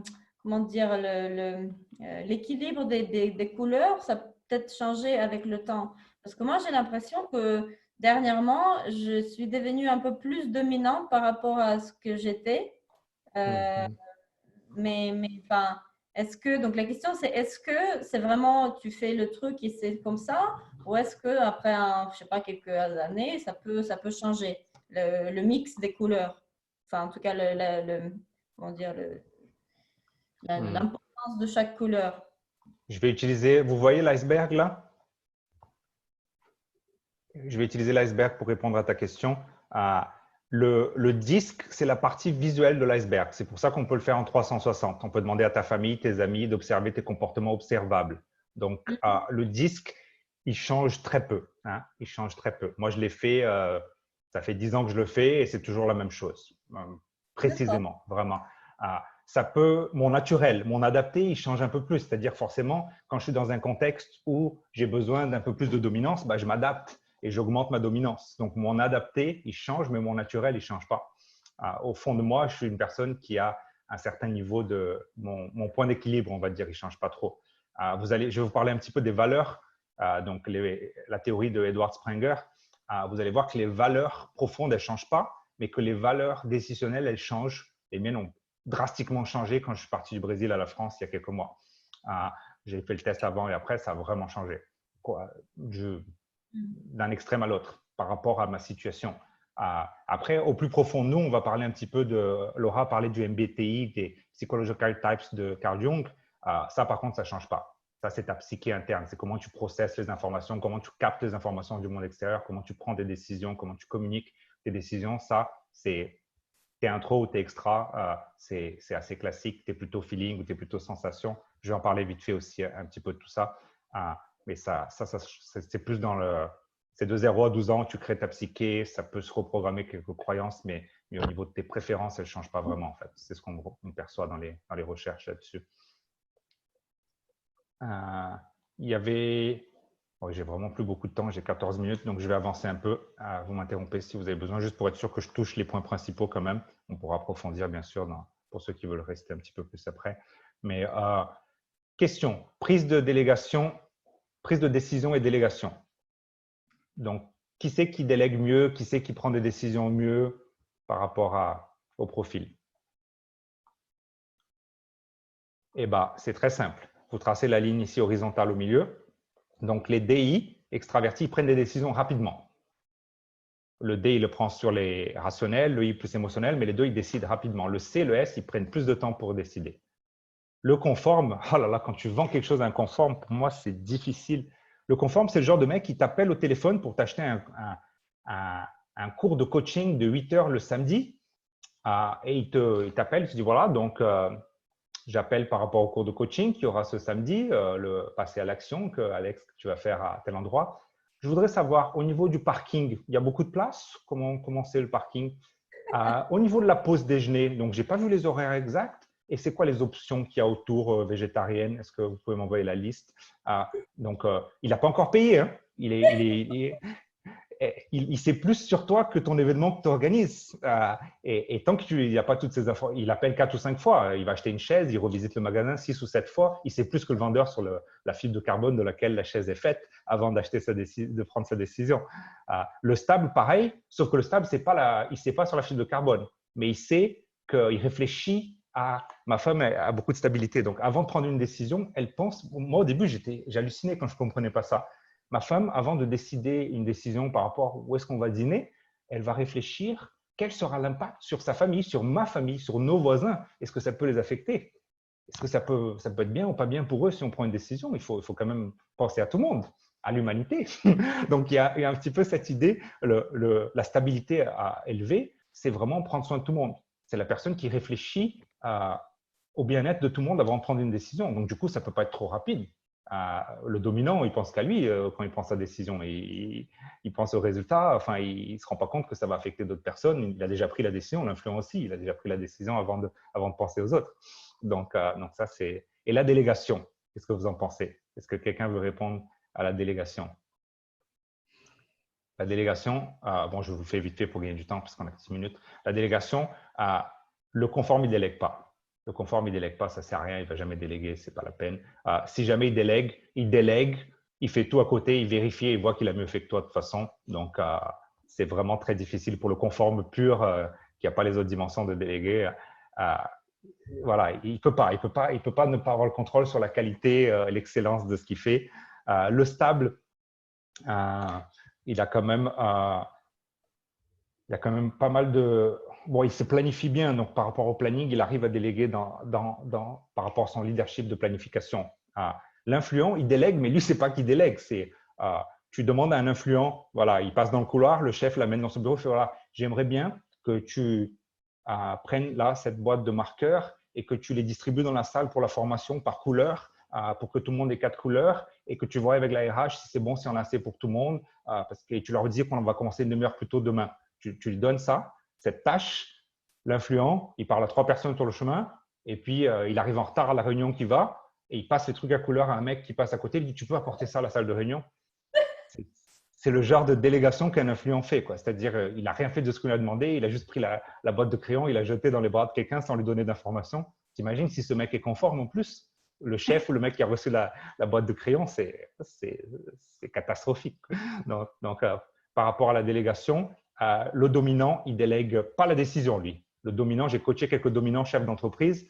Voilà, souvent, il est chef d'entreprise tout seul, sans associé toute sa vie, parce que pour laisser quelqu'un décider à sa place, le dominant, c'est très difficile. Parfois, il a des partenaires qui sont avec lui depuis 20 ans, mais il ne veut pas avoir moins de 50% de l'action de l'entreprise parce que c'est très difficile pour lui de ne pas décider, de devoir partager la décision. Par contre, déléguer les actions, il n'y a aucun souci. Le dominant, il veut que ça soit fait, mais de préférence, voilà, si quelqu'un d'autre le fait, c'est très bien aussi. Donc, le dominant et l'influent, ils délèguent vraiment beaucoup au niveau des actions, des tâches. Par contre, des décisions, moins que les CS. OK. Est-ce qu'il y a une question urgente? Est-ce qu'il y a un commentaire urgent? Vas-y, Anna. Une question auquel je viens de penser. Moi, encore une fois, avec ma casquette RH ou même en casquette de salarié, peu importe, quel profil tu considères que ce serait le meilleur profil d'avoir comme manager? Une personne qui te manage, enfin, ça dépend évidemment après de… Très bonne question. Mais idéalement, quel type de personnalité? Ça dépend du niveau de manager. Au niveau des CEO de grandes multinationales, c'est les conformes les meilleurs. Parce que si tu es CEO d'une entreprise de 100 000 employés, c'est le processus, c'est la méthodologie. Tu n'as pas besoin, voilà, le relationnel, oui, mais bon, ce qui compte, c'est les indicateurs. Ce qui compte, c'est ce que tu es capable de créer un système qui gère la boîte indépendamment de toi, en fait. C'est ton board of directors qui va la gérer. Par contre, si tu es le manager d'une équipe commerciale, voilà, il te faut de la dominance, sinon tu vas te faire marcher dessus et c'est pas toi qui vas commander. Non, mais juste individuellement, genre je sais pas, pour moi en tant que, peu importe, je suis RH, j'ai une chef RH, peu importe quel profil, idéalement pour moi, ou peu importe quelle personne, juste entre les deux, là, même pas en étant en équipe. Tu dis pour avoir un manager qui te manage toi, quel serait le profil le plus intéressant? Oui. En fait, le meilleur profil, c'est la personne qui a très bien compris son profil et qui est capable de s'adapter. C'est ça le meilleur profil. Donc, en fait, il n'y a pas de bien ou mauvais pour être manager. Il y a juste… Par contre, ce qui est très important, c'est qu'en RH, je ne sais pas si vous le faites, mais nous, on a un software qui permet à la personne qui dit « Voilà, je veux embaucher une personne pour faire quelque chose », qui te permet de définir exactement les compétences et de définir le profil. Et quelqu'un qui fait un entretien d'embauche sans utiliser de test DISC, pour moi, c'est vraiment un amateur, quoi. Le DISC, c'est le minimum. Ouais. Bon, non, non, pas dans ma boîte actuelle et pas dans les boîtes. Enfin, dans la boîte précédente, effectivement, il y avait l'Insight, mais ne l'utilisais pas pour les entretiens parce que c'était très cher en ce moment-là Ouais, encore. ouais. Mais Ouais. parfois, tu peux le faire, je veux dire, de manière simplifiée ou tu peux le faire même inconsciemment, c'est-à-dire dans une équipe commerciale. Si la personne n'arrive pas à parler de ses résultats précédents, elle dit voilà, j'ai travaillé à tel endroit, elle ne dit pas combien elle a fait de chiffre d'affaires, bah, de toute façon, elle ne sera pas embauchée par un commercial. Donc, ça se fait naturellement, on va dire, même sans avoir conscience. Mais vraiment, vraiment, c'est quelque chose de. Imagine par exemple, je veux quelqu'un qui pour faire le boulot de Lily. Lily, elle fait de l'audit à Disney. OK, donc je n'ai jamais vu sa fiche de poste, je ne sais pas comment c'est son boulot, mais j'imagine que voilà, donc elle fait des voyages, elle va dans des endroits où virtuellement et elle reçoit des documents avec beaucoup de détails sur la comptabilité de l'année de l'entreprise. Elle doit auditer tout ça. OK, donc il faut que ce soit une personne calme, qui n'essaie pas de faire ça en 2 minutes, qui s'organise, qui analyse des données, qui fasse beaucoup de précision dans ce qu'elle fait, qui s'organise pour faire ça et avoir le temps de finir ça et de vérifier ça. L'exactitude est très importante. Tu mets une personne dominant-influent là-dedans, une personne influente, c'est pas voilà, c'est pas. Donc, la personne être optimiste, ça aide pas du tout, au contraire. Donc, moins optimiste elle est, mieux c'est. Donc, il faut qu'elle soit critique. Donc, du coup, voilà, il faut réfléchir à ces choses-là quand même. Donc, mais je vais avancer un petit peu parce que j'ai pas mal de petites perles en or que j'ai gardées pour la fin que je veux m'assurer en 5 minutes que je vous les passe. Donc, ici, je remets mon écran. Vous allez voir mon profil à moi. Donc, comme je vous disais, il ne change pas. C'est mon profil depuis toujours. Je suis 80 dominants, 77 influents, 20 stables et 23 conforts. J'ai fait le test il y a 7 ans, c'était ça. Je l'ai fait il y a 4 ans, c'était ça. J'ai fait ça. C'est mon naturel à moi, mon naturel Alex. Mon adapté change en fonction de l'ambiance où je suis, bien sûr. Donc, ce qui est intéressant, c'est que la dernière fois que je l'ai fait, j'ai envoyé le feedback 360 à 40 personnes. À ma mère, à mon père, à ma sœur, à mes cousins, à mes cousines. Donc, j'ai vu dans l'ambiance familiale, qu'est-ce que les gens attendaient de moi? Que je baisse ma dominance, que je garde mon influence, que je sois un peu plus structuré. Dans l'ambiance professionnelle, mon chef, mes partenaires, mes clients, je l'ai envoyé à 30aine de personnes qui ont bossé avec moi. Et du coup, j'ai le feedback de comment, dans l'ambiance professionnelle, dans telle entreprise ou dans telle entreprise, les gens me perçoivent. Les clients, les fournisseurs, les chefs, les employés, les subordonnés, j'ai des feedbacks différents de chaque domaine, comment ils me perçoivent et comment ils voudraient que je sois. Il n'y a rien de plus précis que ça pour donner un feedback. C'est très puissant. J'ai la même chose au niveau de ma vie sociale, mes amis plus proches, comment ils voudraient que je change. Donc, tout ça, c'est des feedbacks. Ça ne veut pas dire que je vais le faire, mais au moins, j'ai l'information de comment ils me perçoivent et comment ils voudraient que je sois. Donc, ça, c'est vraiment un outil. Pour moi, je ne fais pas de coaching sans ça. Quelqu'un veut faire un processus de coaching individuel ou en groupe avec moi, il faut qu'il réponde au questionnaire, il faut qu'on ait ces données 360 parce que c'est vraiment très, très précis. Donc, j'ai parlé un petit peu de la délégation et prise de décision. Je ne vais pas entrer dans les détails. Je vais passer un petit peu ça aussi. Je veux juste toucher un petit peu les 2 autres choses dont je vous parlais. Donc, ça, c'est un livre intéressant. Edward Spranger, Types of Men. Donc, il a fait un PhD. Et lui, il parle des valeurs. Donc, il a fait tout un travail vraiment profond et il définit les gens. C'est peut-être pas assez grand ici. Je vais voir si je peux grandir un peu pour que vous voyez. Mais en gros, il parle de 6 types de valeurs, de motivation en fait, motivation aux décisions. Donc, par exemple, cette cliente à moi ici, vous voyez qu'elle a une valeur théorique élevée. Théorique, c'est la connaissance. Elle aime bien apprendre, elle aime bien comprendre, elle aime bien avoir des nouvelles connaissances. Une personne académique, elle a besoin d'avoir un knowledge théorique assez élevé. Après, et donc j'ai des films, j'ai plusieurs choses qui montrent des personnages là-dessus, qui vous montrent des personnages qui ont cette valeur élevée. Enigma, par exemple, c'est un film où tu vois le personnage qui a décrypté le code allemand pendant la guerre mondiale, qui est un théorique. Il y a une scène où ils vont draguer des filles dans le bar et tu vois comment ils pensent à la drague. C'est un mec qui est très conceptuel, très théorique, très du côté rationnel du cerveau. C'est très intéressant de comprendre un peu mieux ces motivateurs. À côté, tu as le motivateur économique. C'est la personne utilitaire. C'est la personne qui, si ça te permet de gagner de l'argent, tu le fais, c'est tout. Ça te permet de gagner du temps, tu le fais.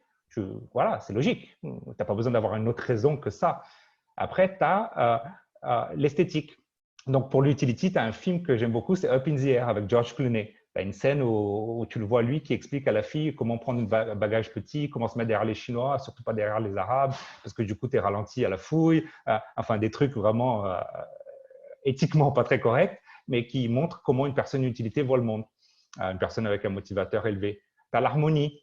Donc là, c'est une personne qui cherche l'esthétique dans le sens harmonie. Donc ça, c'est quoi le film? Patch Adams avec Robbie Williams, où tu as voilà, le psychologue qui aide Will Hunting à se reconvertir, à Matt Damon dans Will Hunting. Ah non, je confonds là. Ouais, c'est pas Patch Adams, c'est l'altruisme.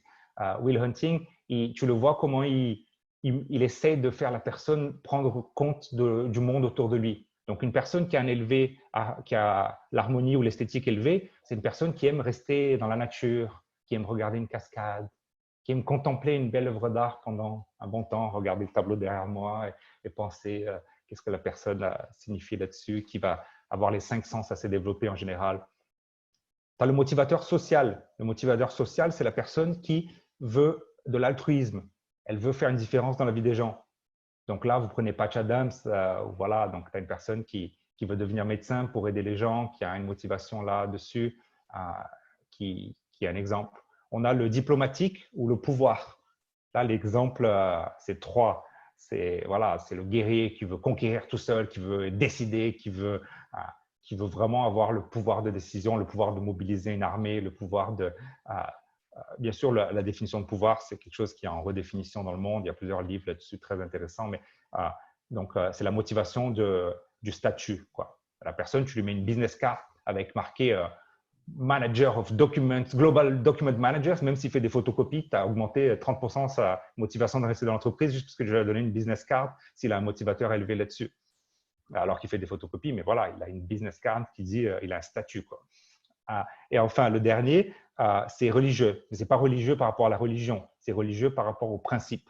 Donc ici, c'est une personne qui… il y a pas mal de films évangélistes qui montrent un petit peu ça, un peu caricaturé, mais c'est la personne qui, voilà, moi j'ai mes convictions, j'ai mes croyances et je veux que les autres aient les mêmes croyances que moi. Donc ça, c'est une personne qui a un motivateur élevé religieux au principe. C'est la personne qui elle a ce besoin d'influencer les gens à penser comme elle, disons. Et souvent, elle est un peu plus traditionnelle. Donc voilà, c'est une personne qui elle a un peu du mal à se relationner avec des gens qui ont des croyances très, très différentes parce qu'elle a besoin d'avoir une harmonie de principes, de croyances, une structure plus traditionnelle là-dessus autour d'elle. Donc bon, je prends très superficiellement les six choses, mais je veux juste que vous ayez conscience de l'importance de faire ça. Moi, par exemple, tous mes clients aussi, ils font le disque en même temps que ça. Ça prend 1 minute de plus dans le test et ça change, ça évolue. Donc moi, par exemple, j'étais au Brésil les 5 dernières années et j'avais l'harmonie, l'altruisme qui était très fort puisque voilà, je vivais dans une maison de 300 mètres carrés avec des jardins, des arbres, des cocotiers chez moi et j'étais très focus sur le service, sur le social et j'avais pas mal de théoriques. Je donnais des cours de MBA à l'université. J'étais dans un moment où c'était ça qui influençait pas mal mes décisions. Je suis revenu en France, je suis en train de monter une entreprise. Là, du coup, le pouvoir, l'utilité, on boomait à nouveau et ça a changé vraiment les décisions que je prends. Donc, pourquoi est-ce que je vous parle de ça? Parce que si vous voulez atteindre un objectif et que vous voulez influencer des gens, ayez clarté de quelles sont leurs motivations. J'aimerais juste savoir ici, donc un exemple, je ne sais pas, je veux que vous veniez m'aider ce week-end, passer samedi et dimanche, à m'aider à déménager. Bon, déjà, c'est interdit pendant le coronavirus, mais est-ce que si c'est une personne qui est motivée sur la connaissance principale, je vais lui parler d'une nouvelle méthode que les déménageurs bretons ont inventée qui permet de déménager plus efficacement. Est-ce que tu voudrais connaître cette nouvelle théorie et voir comment est-ce que ça permet de déménager en moitié du temps? Enfin, la personne est trop curieuse, elle veut savoir comment ça se passe. Mais c'est quoi? On utilise des outils, elle va vouloir venir juste pour la connaissance. Par contre, si je lui dis que je vais la payer, une personne utilitaire, elle dit combien? Ça peut être intéressant. Une personne, je lui dis, est-ce que tu veux avoir une expérience ce week-end? Est-ce que tu aimerais vivre quelque chose avec des gens dans un endroit qui va toucher à tous tes sens? Peut-être qu'elle va vouloir venir. Une personne que je lui dis, écoute, j'ai vraiment besoin. Là j'ai personne qui peut m'aider. Je suis vraiment dans la galère et j'ai besoin de quelqu'un qui puisse me soutenir dans ce week-end. Ou quelqu'un que je dis, voilà, j'ai besoin d'un coordinateur, d'un directeur pour un projet de ce week-end. J'ai besoin de quelqu'un qui va pouvoir être le chef du déménagement, qui va contrôler une équipe de 4 amis que je vais faire venir. Voilà, le pouvoir. Donc, c'est un exemple de comment customiser tout ça. Okay? J'aimerais juste que vous identifiez vous-même comme ça rapidement lequel lever de main comme ça. Donc, levez la main ceux qui pensent qu'ils ont plus le motivateur ou la valeur liée à la connaissance, qui aiment bien apprendre, qui aiment bien juste l'intellect, apprendre de nouvelles choses et ça motive pas mal. OK. Quels sont ceux qui sont un peu plus utilitaires, qui recherchent le temps, l'argent, optimiser les choses, qui sont toujours en train de réfléchir à comment avoir plus d'efficacité dans les choses? MD, Tirso, Laura. Quels sont ceux qui valorisent beaucoup l'harmonie, l'esthétique, vraiment l'expérience du moment présent? Ouais, Laurent, Marine, Lydia, Anna. Quels sont ceux qui valorisent l'altruisme, le social, vraiment aider les gens, contribuer, faire une différence dans la vie des gens? OK, Anna, MD, Youssoufa, Marine. C'est marrant les expressions. Le pouvoir, quels sont ceux qui valorisent vraiment la réussite, le statut, Parfois, on pense que c'est négatif, mais ce n'est pas négatif. C'est simplement une personne qu'elle a envie d'être… elle aime bien avoir une reconnaissance et une situation de manager, par exemple, une position de manager pour une personne qui a ça, c'est motivant aussi. Qui c'est qui a le diplomatique assez fort? Ouais, MD. OK. Et le dernier, le religieux, le principe, le traditionnel, qui c'est qui a un petit peu des valeurs fortes et des croyances assez établies, qui aime bien que les choses soient comme ça. OK. Laura, Lily, un petit peu Laurent. OK. Donc, avant d'ouvrir aux questions, pour finaliser, je vais juste passer encore un autre petit truc ici, parce que là, on arrive à la fin. Donc, ça, c'est un peu les leadership styles, les compétences, tout ça, ça vient ensemble quand vous faites un test de personnalité. Ça, c'est dont je parlais un petit peu du profil. Donc, la personne, elle peut être soit réaliste, soit optimiste. Donc, si elle est plutôt optimiste, elle sera plus influente, réaliste, moins. Elle peut être communicative ou analytique. Donc, ça, c'est l'un ou l'autre, en fait. Donc, quand on veut choisir un profil pour un job, on peut avoir par rapport à son profil 10, on peut définir ce qu'on veut et ce qu'on ne veut pas. Donc, c'est juste pour que vous ayez cette conscience. Pour ceux qui n'étaient pas là au deuxième webinaire, donc Marc Avanzo en a parlé beaucoup. Vraiment, les mots sont des fenêtres. La communication non violente, c'est quelque chose qui est indispensable de nos jours. On en a tous besoin. Si vous n'avez pas lu ce livre, achetez-le. C'est la priorité numéro 1, même avant de faire votre test DISC, parce que ça vous aide à comprendre vos émotions, vos besoins. On va en parler encore dans d'autres webinaires. Certains livres que je recommande très fortement pour aider dans ce voyage de développement personnel. Paulo Vieira, c'est le best-seller, le livre le plus vendu au Brésil.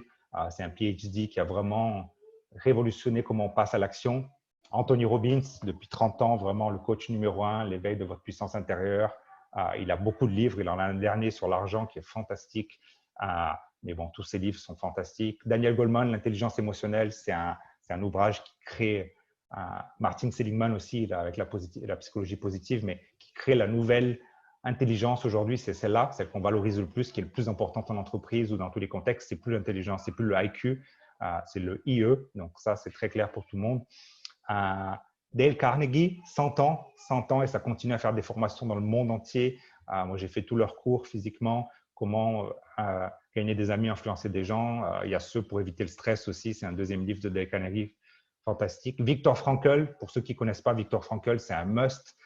C'est un juif qui a tout perdu dans les camps de concentration et c'est le troisième psychanalyste le plus important de l'histoire après Freud et Lacan. Donc, il a créé la logothérapie, il a créé vraiment la troisième école de psychanalyse la plus importante. Et ce livre-là, c'est vraiment comment est-ce qu'il a survécu au camp de concentration et comment est-ce qu'il a compris pourquoi est-ce que des juifs se laissaient tuer. L'Allemand, il tirait, il n'y avait pas de balle, il avait rechargé la balle, l'autre, il ne bougeait pas, il attendait de mourir. Qu'est-ce qui faisait que l'homme arrivait à perdre son humanité? Qu'est-ce qui nous rend humains? Qu'est-ce qui nous fait survivre à un camp de concentration quand on se pose les bonnes questions, quand on a un purpose, une raison de vivre? Le pouvoir des habitudes de Charles Duhigg, c'est un classique vraiment pour comprendre comment est-ce qu'on crée des habitudes, comment est-ce qu'on les refait. Et pour ceux qui étaient au dernier webinaire, Jim nous a parlé des brainwaves. Mindfulness, moi, ça m'a sauvé la vie vraiment de pouvoir ralentir, désaccélérer, de pouvoir trouver mon moment pour… vraiment, c'est très important le mindfulness comme science. Pour ceux qui n'aiment pas trop lire et qui préfèrent plutôt la lecture, les vidéos sur Netflix, vous devez regarder Brené Brown, l'appel au courage. Si vous n'avez pas vu son TED Talk, le pouvoir de la vulnérabilité, c'est un des TED Talks les plus vus au monde avec des 25 millions de personnes. Ça vaut le coup de voir le documentaire. Et encore plus que Brené Brown, Tony Robbins, si vous ne l'avez pas vu, ce n'est pas parce que j'apparais dessus sur Netflix. Mais vous me verrez pendant 2 secondes, pour ceux qui me reconnaîtront, j'avais des lunettes à l'époque. Mais j'étais là-bas, j'ai passé 6 jours avec Tony Robbins en décembre, à partir du 8 décembre 2014. Et c'est là que j'ai décidé d'être papa. Donc la semaine suivante, ma femme est tombée enceinte. Ce n'est pas une coïncidence, c'est parce que j'ai pris une décision là-bas. Et 2 ans plus tard, j'ai vu le film de ces 6 jours que j'ai passé là-bas sur Netflix. Donc ce film-là, c'est un must. Vraiment, c'est un cadeau pour moi de pouvoir revivre 2 ans plus tard ce que j'avais vécu pendant 6 jours avec 4000 personnes. Mais vous allez voir comment ils coachent les gens, comment ils changent leur histoire en quelques secondes. C'est très puissant ce qu'on peut faire avec le développement personnel.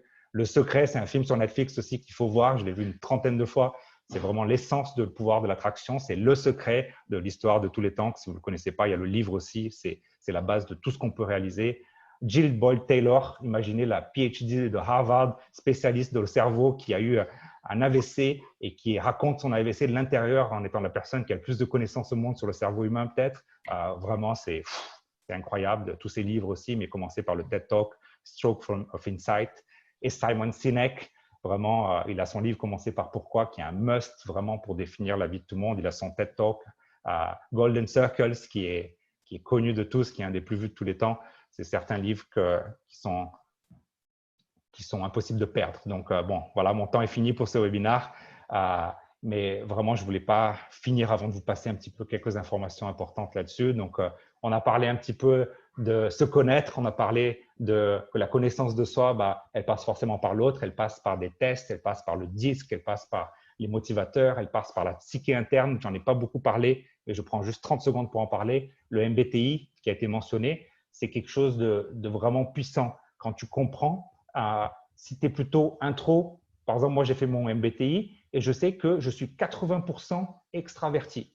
Ça veut dire que quand je suis fatigué, après une journée de travail difficile où j'ai eu des problèmes, si je reste tout seul chez moi, ça ne va pas le faire. Si j'ai besoin d'énergie, il faut que j'aille à un restaurant avec des amis. C'est ça qui va me donner de l'énergie. C'est être en interaction avec vous dans ce webinaire-là qui me donne de l'énergie. Là, je suis parti là, pour 8 heures de productivité. Maintenant, ça m'a donné vachement d'énergie d'être avec vous.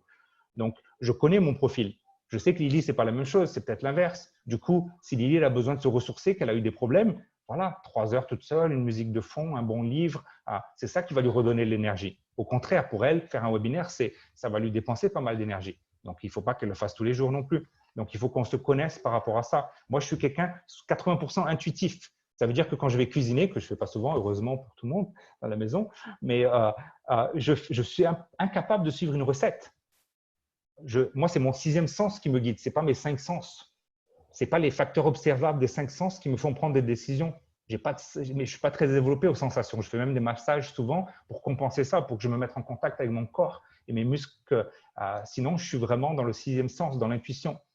Et mon intuition, pour le coaching, c'est génial parce que j'ai déjà coaché 10 000 fois, donc je sais le faire. Mon intuition, à 99%, elle m'amène au bon endroit. Par contre, pour quelque chose que je n'ai jamais fait avant, si par exemple, là, j'ai commencé à investir de l'argent, mon intuition au début m'a fait perdre pas mal d'argent parce que je n'étais pas bon investisseur, je n'avais pas les connaissances et mon intuition, elle m'a fait faire des décisions stupides. Donc du coup, sachant ça, sachant que je suis très intuitif, il faut que je fasse gaffe dans les domaines où mon intuition va m'aider, dans les domaines où est-ce que mon intuition est vraiment basée sur quelque chose d'intéressant ou en fait, je n'y connais rien et probablement mon intuition va être mauvaise. Donc ça, c'est des exemples un petit peu de ce que ça peut vous apporter de faire aussi ça, tout ça. Voilà, je termine le contenu là-dessus et j'ouvre aux questions, aux commentaires pour ceux qui peuvent rester 10 minutes de plus. On est là pour discuter, vraiment, pour participer. J'aimerais savoir qu'est-ce qui vous a le plus plu, qu'est-ce qui vous a le plus touché et qu'est-ce que vous voudrez que j'inclue dans le prochain webinaire. Ou, bien sûr, il y a beaucoup de contenu de plus que je peux vous apporter. Qui c'est qui veut parler? Vas-y, Youssoufa. Tout d'abord, Alex, merci vraiment beaucoup pour cette présentation. Moi, je ne sais pas pour les autres, j'ai appris beaucoup de choses. Je pense que désormais, ça va me permettre en fait vraiment de me poser un certain nombre de questions et puis éventuellement de faire ces tests pour citer ma personnalité et puis essayer de travailler sur les points à améliorer parce que je pense qu'on a tous des points à améliorer. Donc voilà, merci beaucoup. Moi, la question que j'ai, c'est par rapport en fait, je l'ai posée en fait dans, je sais pas, dans le… Ouais, j'ai vu quelqu'un qui prend beaucoup de temps pour prendre des décisions par peur d'échouer. Est-ce qu'il est conformiste? Est-ce qu'il a un conforme assez élevé? Quand on fera le test, on va le voir, ton niveau de conforme. Hein. Mais c'est vrai que quelqu'un qui prend du temps pour prendre des décisions, il a forcément un peu plus de conforme et un peu plus de stabilité que quelqu'un qui prend des décisions plus rapides. qui est mon cas à moi, par exemple, qui est plus dominant, plus influent. Donc, forcément, il y a une ligne qui divise un peu la somme des deux profils, on va dire. Après, il faut voir pourquoi est-ce qu'il prend du temps pour prendre les décisions. Est-ce que c'est parce qu'il se préoccupe? Est-ce que ce que les gens vont ressentir? Est-ce que c'est l'émotionnel ou est-ce que c'est plus le rationnel? Est-ce que c'est plus de la stabilité ou de la conformité? On peut l'explorer ensemble et comprendre comment. Mais sachant, je rappelle tout le monde qu'il n'y a pas de bon ou mauvais. Okay? Donc, il faut s'accepter tel que l'on est. Moi j'ai une très basse conformité, stabilité. Voilà, point barre. Ce n'est pas bon ou mal, c'est qui je suis. Donc, vraiment avoir cette conscience de ça. Merci beaucoup, Fabien. Belle fin de journée à toi aussi. Une dernière question. Est-ce que ces quatre zones-là, en fait, est-ce que j'imagine qu'en fait, l'environnement dans lequel on vit, est-ce que ça joue beaucoup sur ça? On peut passer d'une zone à une autre souvent, en fait, qu'on change, par exemple, d'endroit géographique ou c'est vraiment lié à notre personne? Ça va changer beaucoup ton adaptation. Donc, je vais remontrer un graphique ici juste pour laisser ça clair à tout le monde. C'est-à-dire que ça va changer le besoin que tu as de t'adapter à ton environnement. C'est-à-dire, par exemple, ici, vous voyez ma cliente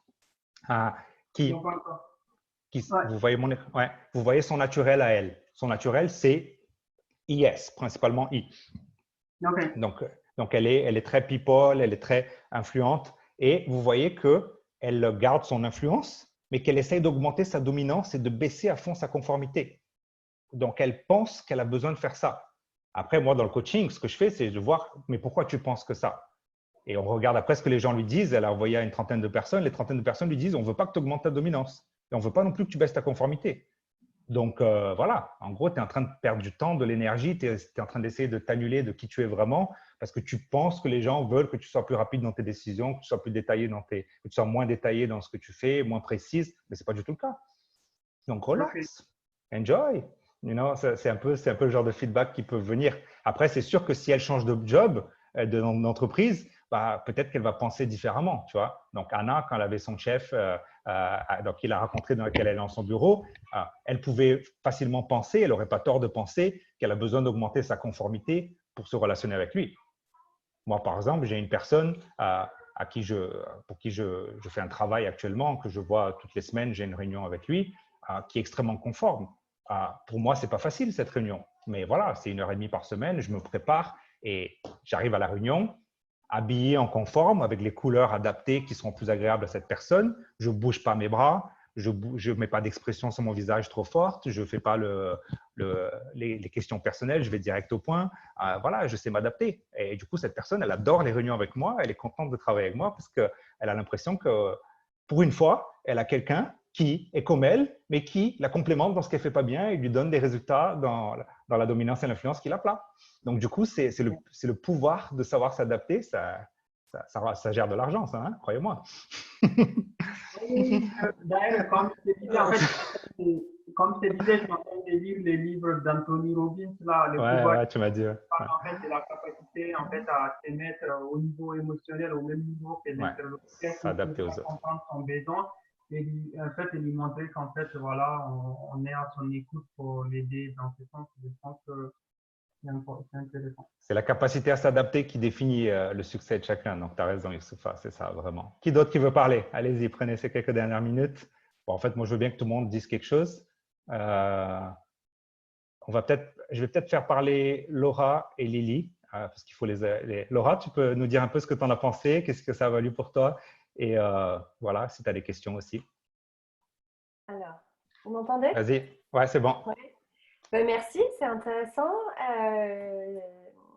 Moi, la question que j'aurais, c'est comment tu fais, toi, pour demander à tes proches et à ton environnement professionnel le fameux test, comment tu fais pour te comparer et voir les attendus et les demander?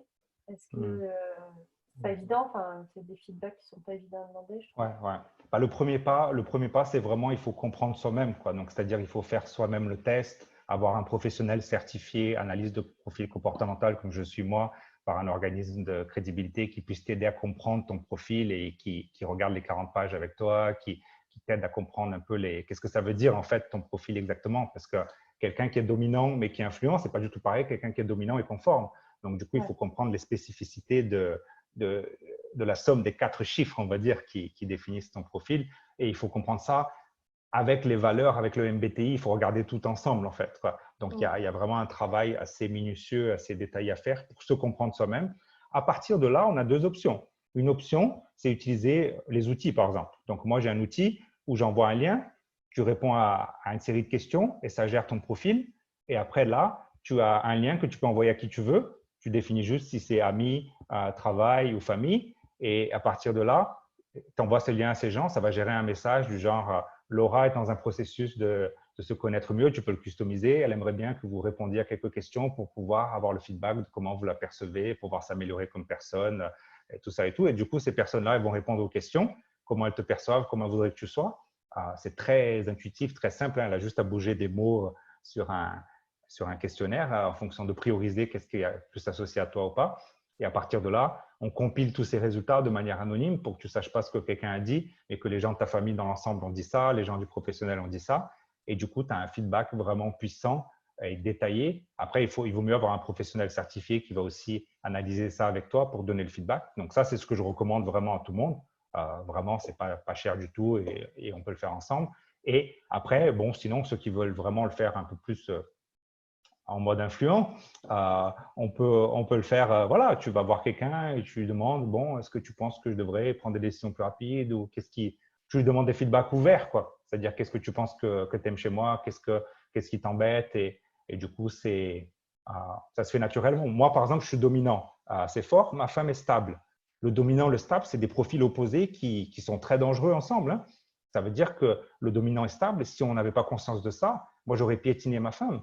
Tu vois, parce que le stable, il pense se sacrifie pour l'autre. Le dominant, il sacrifie l'autre pour lui-même. C'est dangereux. Donc, du coup, moi, je sais qu'en tant que dominant, pour préserver mon couple, j'ai besoin d'un moment toutes les semaines où je m'arrête au moins 20-30 minutes et je dis rien et j'écoute ma femme et je lui demande sincèrement de me dire tout ce que j'ai fait, qui lui a fait mal cette semaine, de dire tout ce qui n'a pas été bien, parce que j'ai besoin d'entendre ça et qu'elle, ce n'est pas facile pour elle de le dire. Si je ne crée pas un espace pour le dire, elle ne le dira pas. Parce qu'elle va planifier et au final, ça n'arrivera jamais. Et puis d'un coup, notre couple, c'est plus un couple de ouf. Tu vois ce que je veux dire? Donc, il y a vraiment besoin de s'organiser. Donc, si toi, comme stable, tu es en relation avec des gens qui ont plus de dominance, c'est important de prendre soin. Parce que toi, tu prends plus soin d'eux qu'ils prennent de toi, ça c'est sûr. Donc, du coup, il faut qu'il y ait des mécanismes pour ça. Et pour pouvoir communiquer. Donc, un software, c'est pas mal. C'est un outil assez puissant pour ça, par exemple. Je ne sais pas si j'ai répondu à ta question, mais c'est un peu… super. OK, merci. Merci Laura, c'était vraiment un plaisir de t'avoir. D'autres questions, commentaires, partages? Alors, j'avais dit que je demanderais à Lily d'abord. Ensuite, j'ai vu qu'il y a des mains levées de Tirso, de Youssoufa et de MD. Vas-y Lily, qu'est-ce que ça t'a apporté aujourd'hui? Non, quand moi j'ai réappris certaines choses que je connaissais déjà en fait sur moi. Après, la question que j'avais sans doute un peu plus, c'est est-ce qu'il faut exploiter ses forces ou est-ce qu'il faut travailler sur ses faiblesses en fait? C'est plutôt là la question que j'ai en fait. Donc, ou alors, est-ce que c'est adaptable en fait en fonction de… Il faut les deux, en fait, Lily. Moi, je dirais qu'il faut principalement exploiter ses forces parce que c'est là où vraiment… Après, là, j'ai un autre test qui est puissant.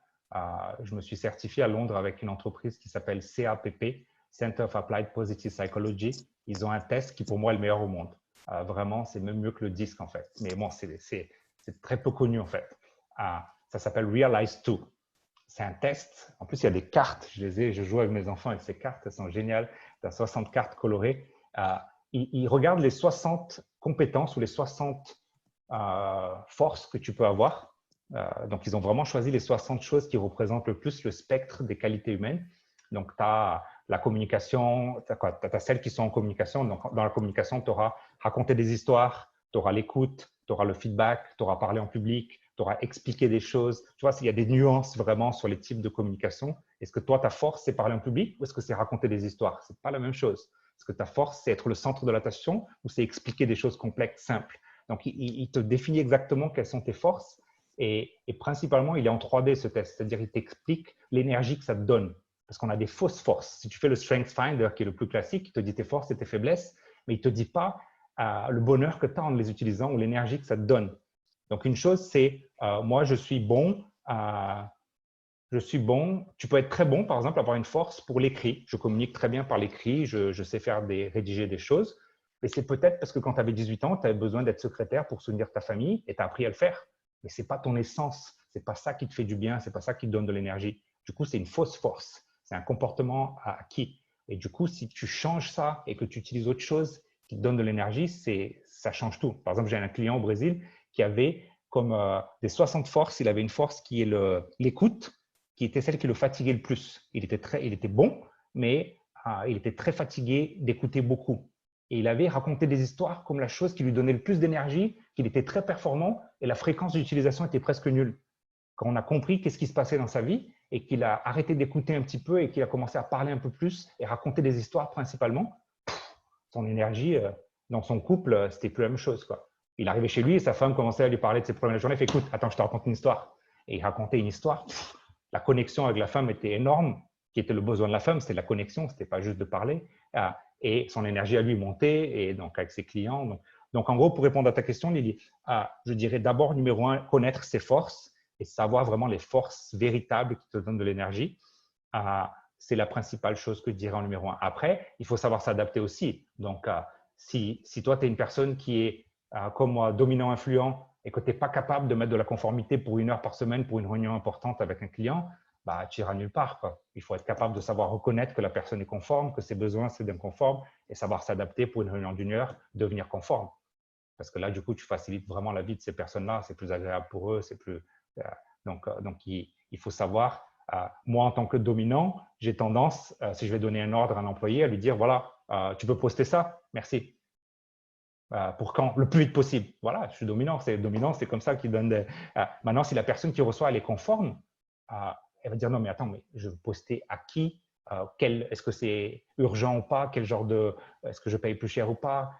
Est-ce que dans une enveloppe de quelle couleur? Elle a besoin de ces informations. Donc, du coup, il faut que j'apprenne si je veux avoir un conforme qui travaille pour moi et j'en ai besoin. Sinon, je ne toucherai pas, j'aurai pas la meilleure entreprise, je ne toucherai pas 25% de la population mondiale.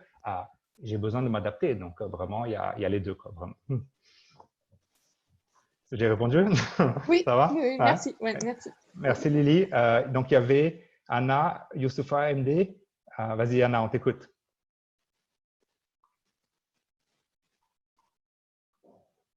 Oui, non, je voulais juste te remercier pour ce webinaire.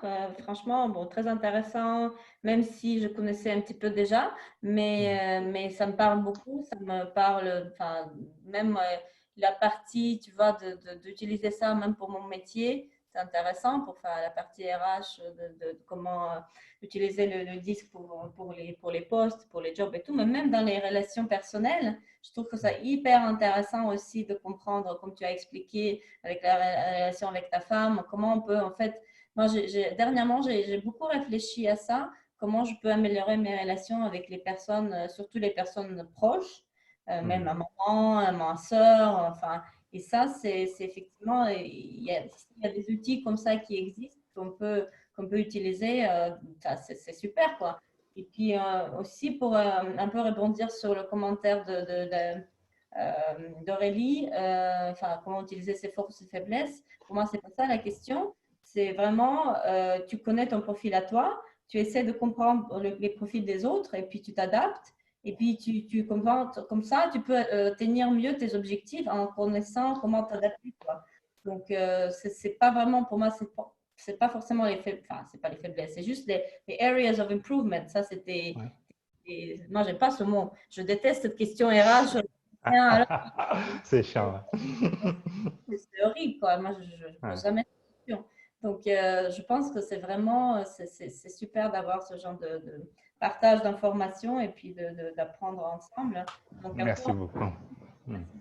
Anna, c'est génial ce que tu racontes. Je prends juste 30 secondes pour raconter un exemple aussi.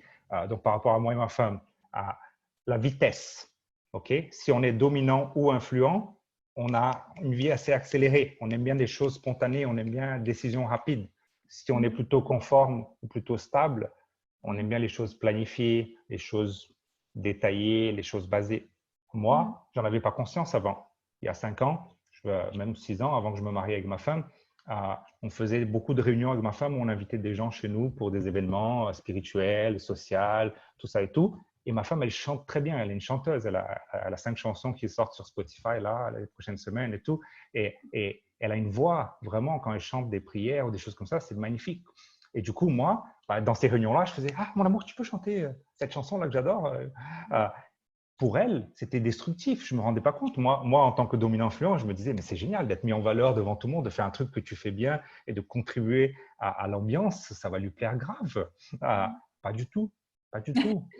Et au contraire, si la personne est stable ou conforme, et spotlight, la mettre, demander un truc qu'elle n'a pas préparé, tout ça et tout, non, ça ne marchait pas du tout. Du coup, j'ai compris, une fois que j'ai compris ça, j'ai eu le feedback, ça n'a pas été à travers du software, mais à travers nos conversations de chaque semaine, qu'en fait, ouais, si je lui disais, écoute, la semaine prochaine, il y aura un événement, si tu pouvais préparer quelque chose d'artistique, voilà, ce serait génial. Et là, du coup, elle vient habillée pour l'occasion, elle vient avec des pâtes à modeler qu'elle va donner à tout le monde pour faire une dynamique artistique avec tout le monde, elle prépare, elle imprime sa chanson, enfin, elle fait des choses d'une manière différente et elle se sent heureuse à le faire. Du coup, pour moi, c'est un petit peu difficile parce que pour penser une semaine à l'avance, c'est pas trop mon genre, mais je m'adapte. Je m'adapte parce que ça fait vraiment la différence et moi, je veux entendre sa voix et je sais que ça va faire du bien pour la réunion. Par contre, il faut que je le fasse d'une manière que ce soit positif pour elle. Donc, le fait qu'on ait réussi à communiquer là-dessus. Donc, ça, c'est un feedback pour comprendre que si toi, tu es stable, conforme, il faut aussi que tu fasses l'inverse. C'est-à-dire, Laura, par exemple, qui est plus stable, je ne sais pas si elle est mariée ou si elle est en couple avec quelqu'un qui a plus de dominance ou d'influence, il faut qu'elle soit capable d'augmenter sa vitesse. Il faut qu'elle soit capable, dans certaines situations, déjà, elle peut savoir que la personne est dominante. Par exemple, moi, j'ai 2 enfants. Théo, il est plutôt stable, il a 4 ans et demi. Léonora, elle a 2 ans, elle est plutôt dominante. Ça veut dire que j'adapte. Ça veut dire qu'avec Théo, il faut vraiment que je me calme et que je sois patient et que je lui laisse le temps. Il me dit des fois, papa, attends, je range mes trucs, tu m'as demandé de faire ça, mais voilà, il me faut le temps de comprendre ça. Il ne sera jamais dominant, influent comme moi, il a besoin de temps pour les choses, comme ma femme. Par contre, ma fille est dominante. Du coup, de dominant, ça fait du clash. Ça veut dire que le dominant, il a besoin de décider. Ma fille a 2 ans, elle ne peut pas décider. Il faut que je fasse, il faut qu'elle ait l'impression de décider. Est-ce que tu veux manger des épinards ou changer la couche? Ah, tiens, ça tombe bien, elle veut changer la couche comme moi. Elle a choisi ce qui était important. Donc, du coup, je la laisse une sensation de contrôle. Le dominant, tu veux vendre un dominant, tu finis ta présentation de pitch, tu dis, voilà, tu as option A, option B. Juste le fait de le laisser décider à un influent aussi, c'est une super manière de le vendre. Par contre, si tu veux vendre un stable, la décision, ce n'est pas idéal. Vaut mieux que tu conduises. D'ailleurs, ça ne sert à rien de le pressionner. Je veux vendre quelque chose à Laura qui est plus stable. Ça ne sert à rien que je lui dise, voilà, dans 5 minutes, tu as 10% de discount si tu décides maintenant. Non, ça ne sert à rien. De toute manière, elle va parler avec tous les gens importants. Elle va réfléchir à tout ça avant de prendre sa décision. Donc, ça ne sert à rien de mettre la pression. Laisse-lui le temps qu'elle a besoin pour prendre sa décision. Si tu veux faire un coaching, je serai toujours là. La porte serait ouverte. Voilà, quand tu veux, tu viens. Et assure-toi que ça soit le bon moment et que tout le monde sera aligné avec toi parce que là, tu pourras faire un processus vraiment exceptionnel. C'est ce genre de customisation qu'on est capable de faire. OK, d'autres questions, commentaires pour finir? Il va falloir que j'y aille là dans quelques minutes. Vas-y, MD. Oui, merci encore là, pour cette série de webinaires donc, très utile pour nous. Premier point, donc là, dans le terme influent, donc là, j'ai quelques difficultés à le comprendre parce que je ne sais pas si le terme il est d'origine anglo-saxonne ou il est d'origine française déjà. Parce que peut-être en français, on peut peut-être utiliser un autre terme. Oui, peut-être, c'est vrai. L'influence, c'est le terme officiel en français. Moi, j'ai mis influence, ce n'est pas vraiment exact, donc tu m'as encore eu. Et c'est vrai que ouais, le mot influence, il est bien choisi en fait. Il est bien choisi parce que ça définit ton besoin d'influencer les gens, vraiment. Donc, quelqu'un qui a par exemple une note élevée dans le I, qui a 90 I et qui n'a pas beaucoup en dominance en S et en C, c'est une personne qui est extrêmement optimiste. Elle voit tout positif. Elle est vraiment impactante dans sa communication. C'est le genre de personne qui, voilà, elle arrive et dit, écoutez, on fait 10 minutes de plus de webinaire et voilà, tout le monde est d'accord avec elle. Elle arrive vraiment, on va tous voir tel film au cinéma, elle arrive vraiment à influencer tous les gens pour prendre une décision ensemble. Et elle est vraiment efficace dans sa communication. Elle arrive à faire tout le monde se lever, faire des massages dans un événement. Elle a vraiment cette…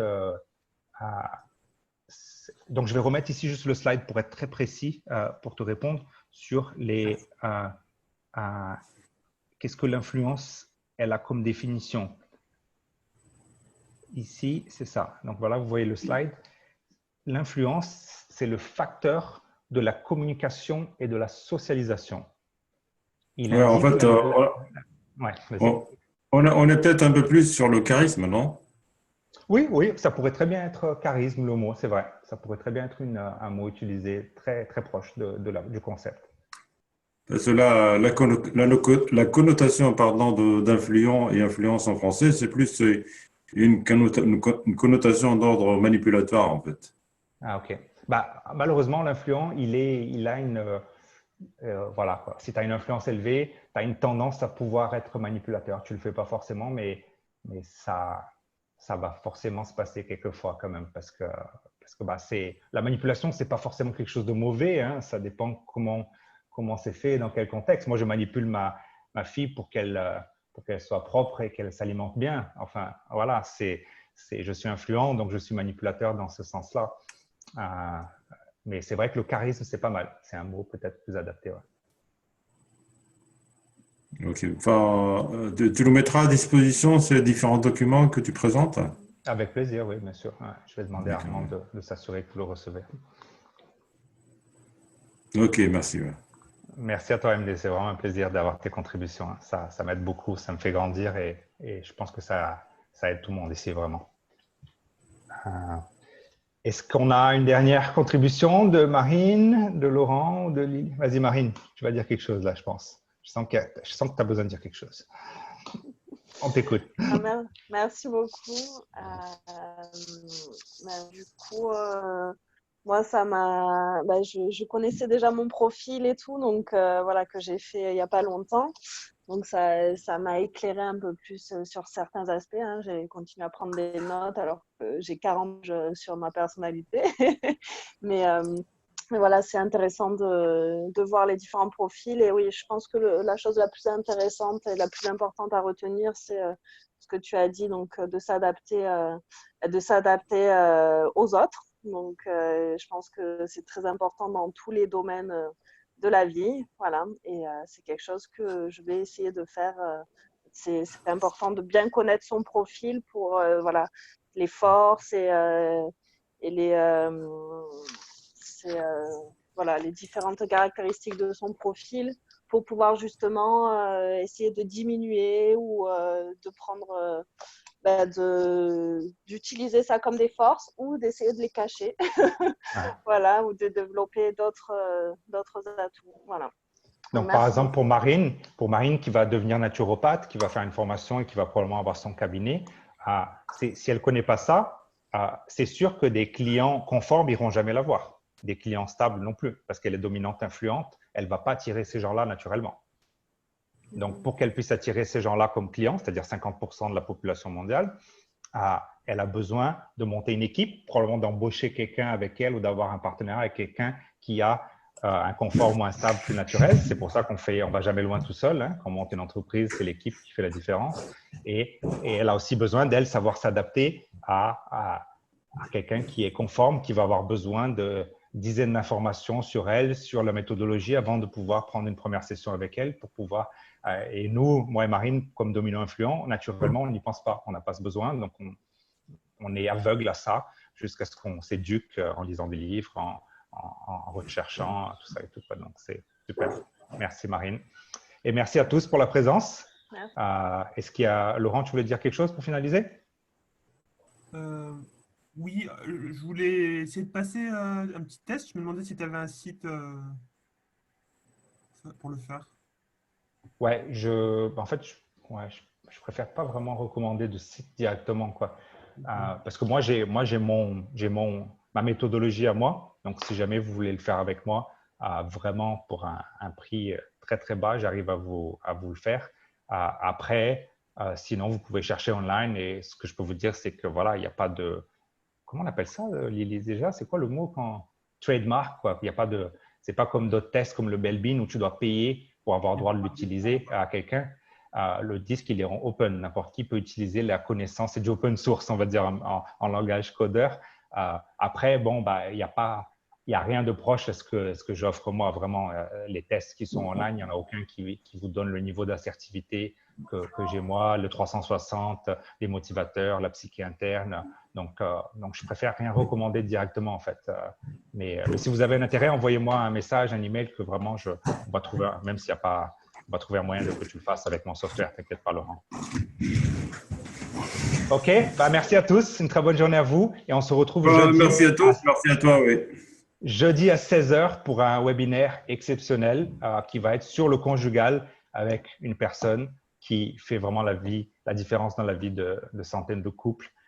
Et avoir un couple de ouf, c'est peut-être une des choses les plus importantes pour les relations, pour la plénitude dans la vie, dans tous les domaines. Donc, ne ratez pas ce webinaire de jeudi 16 h.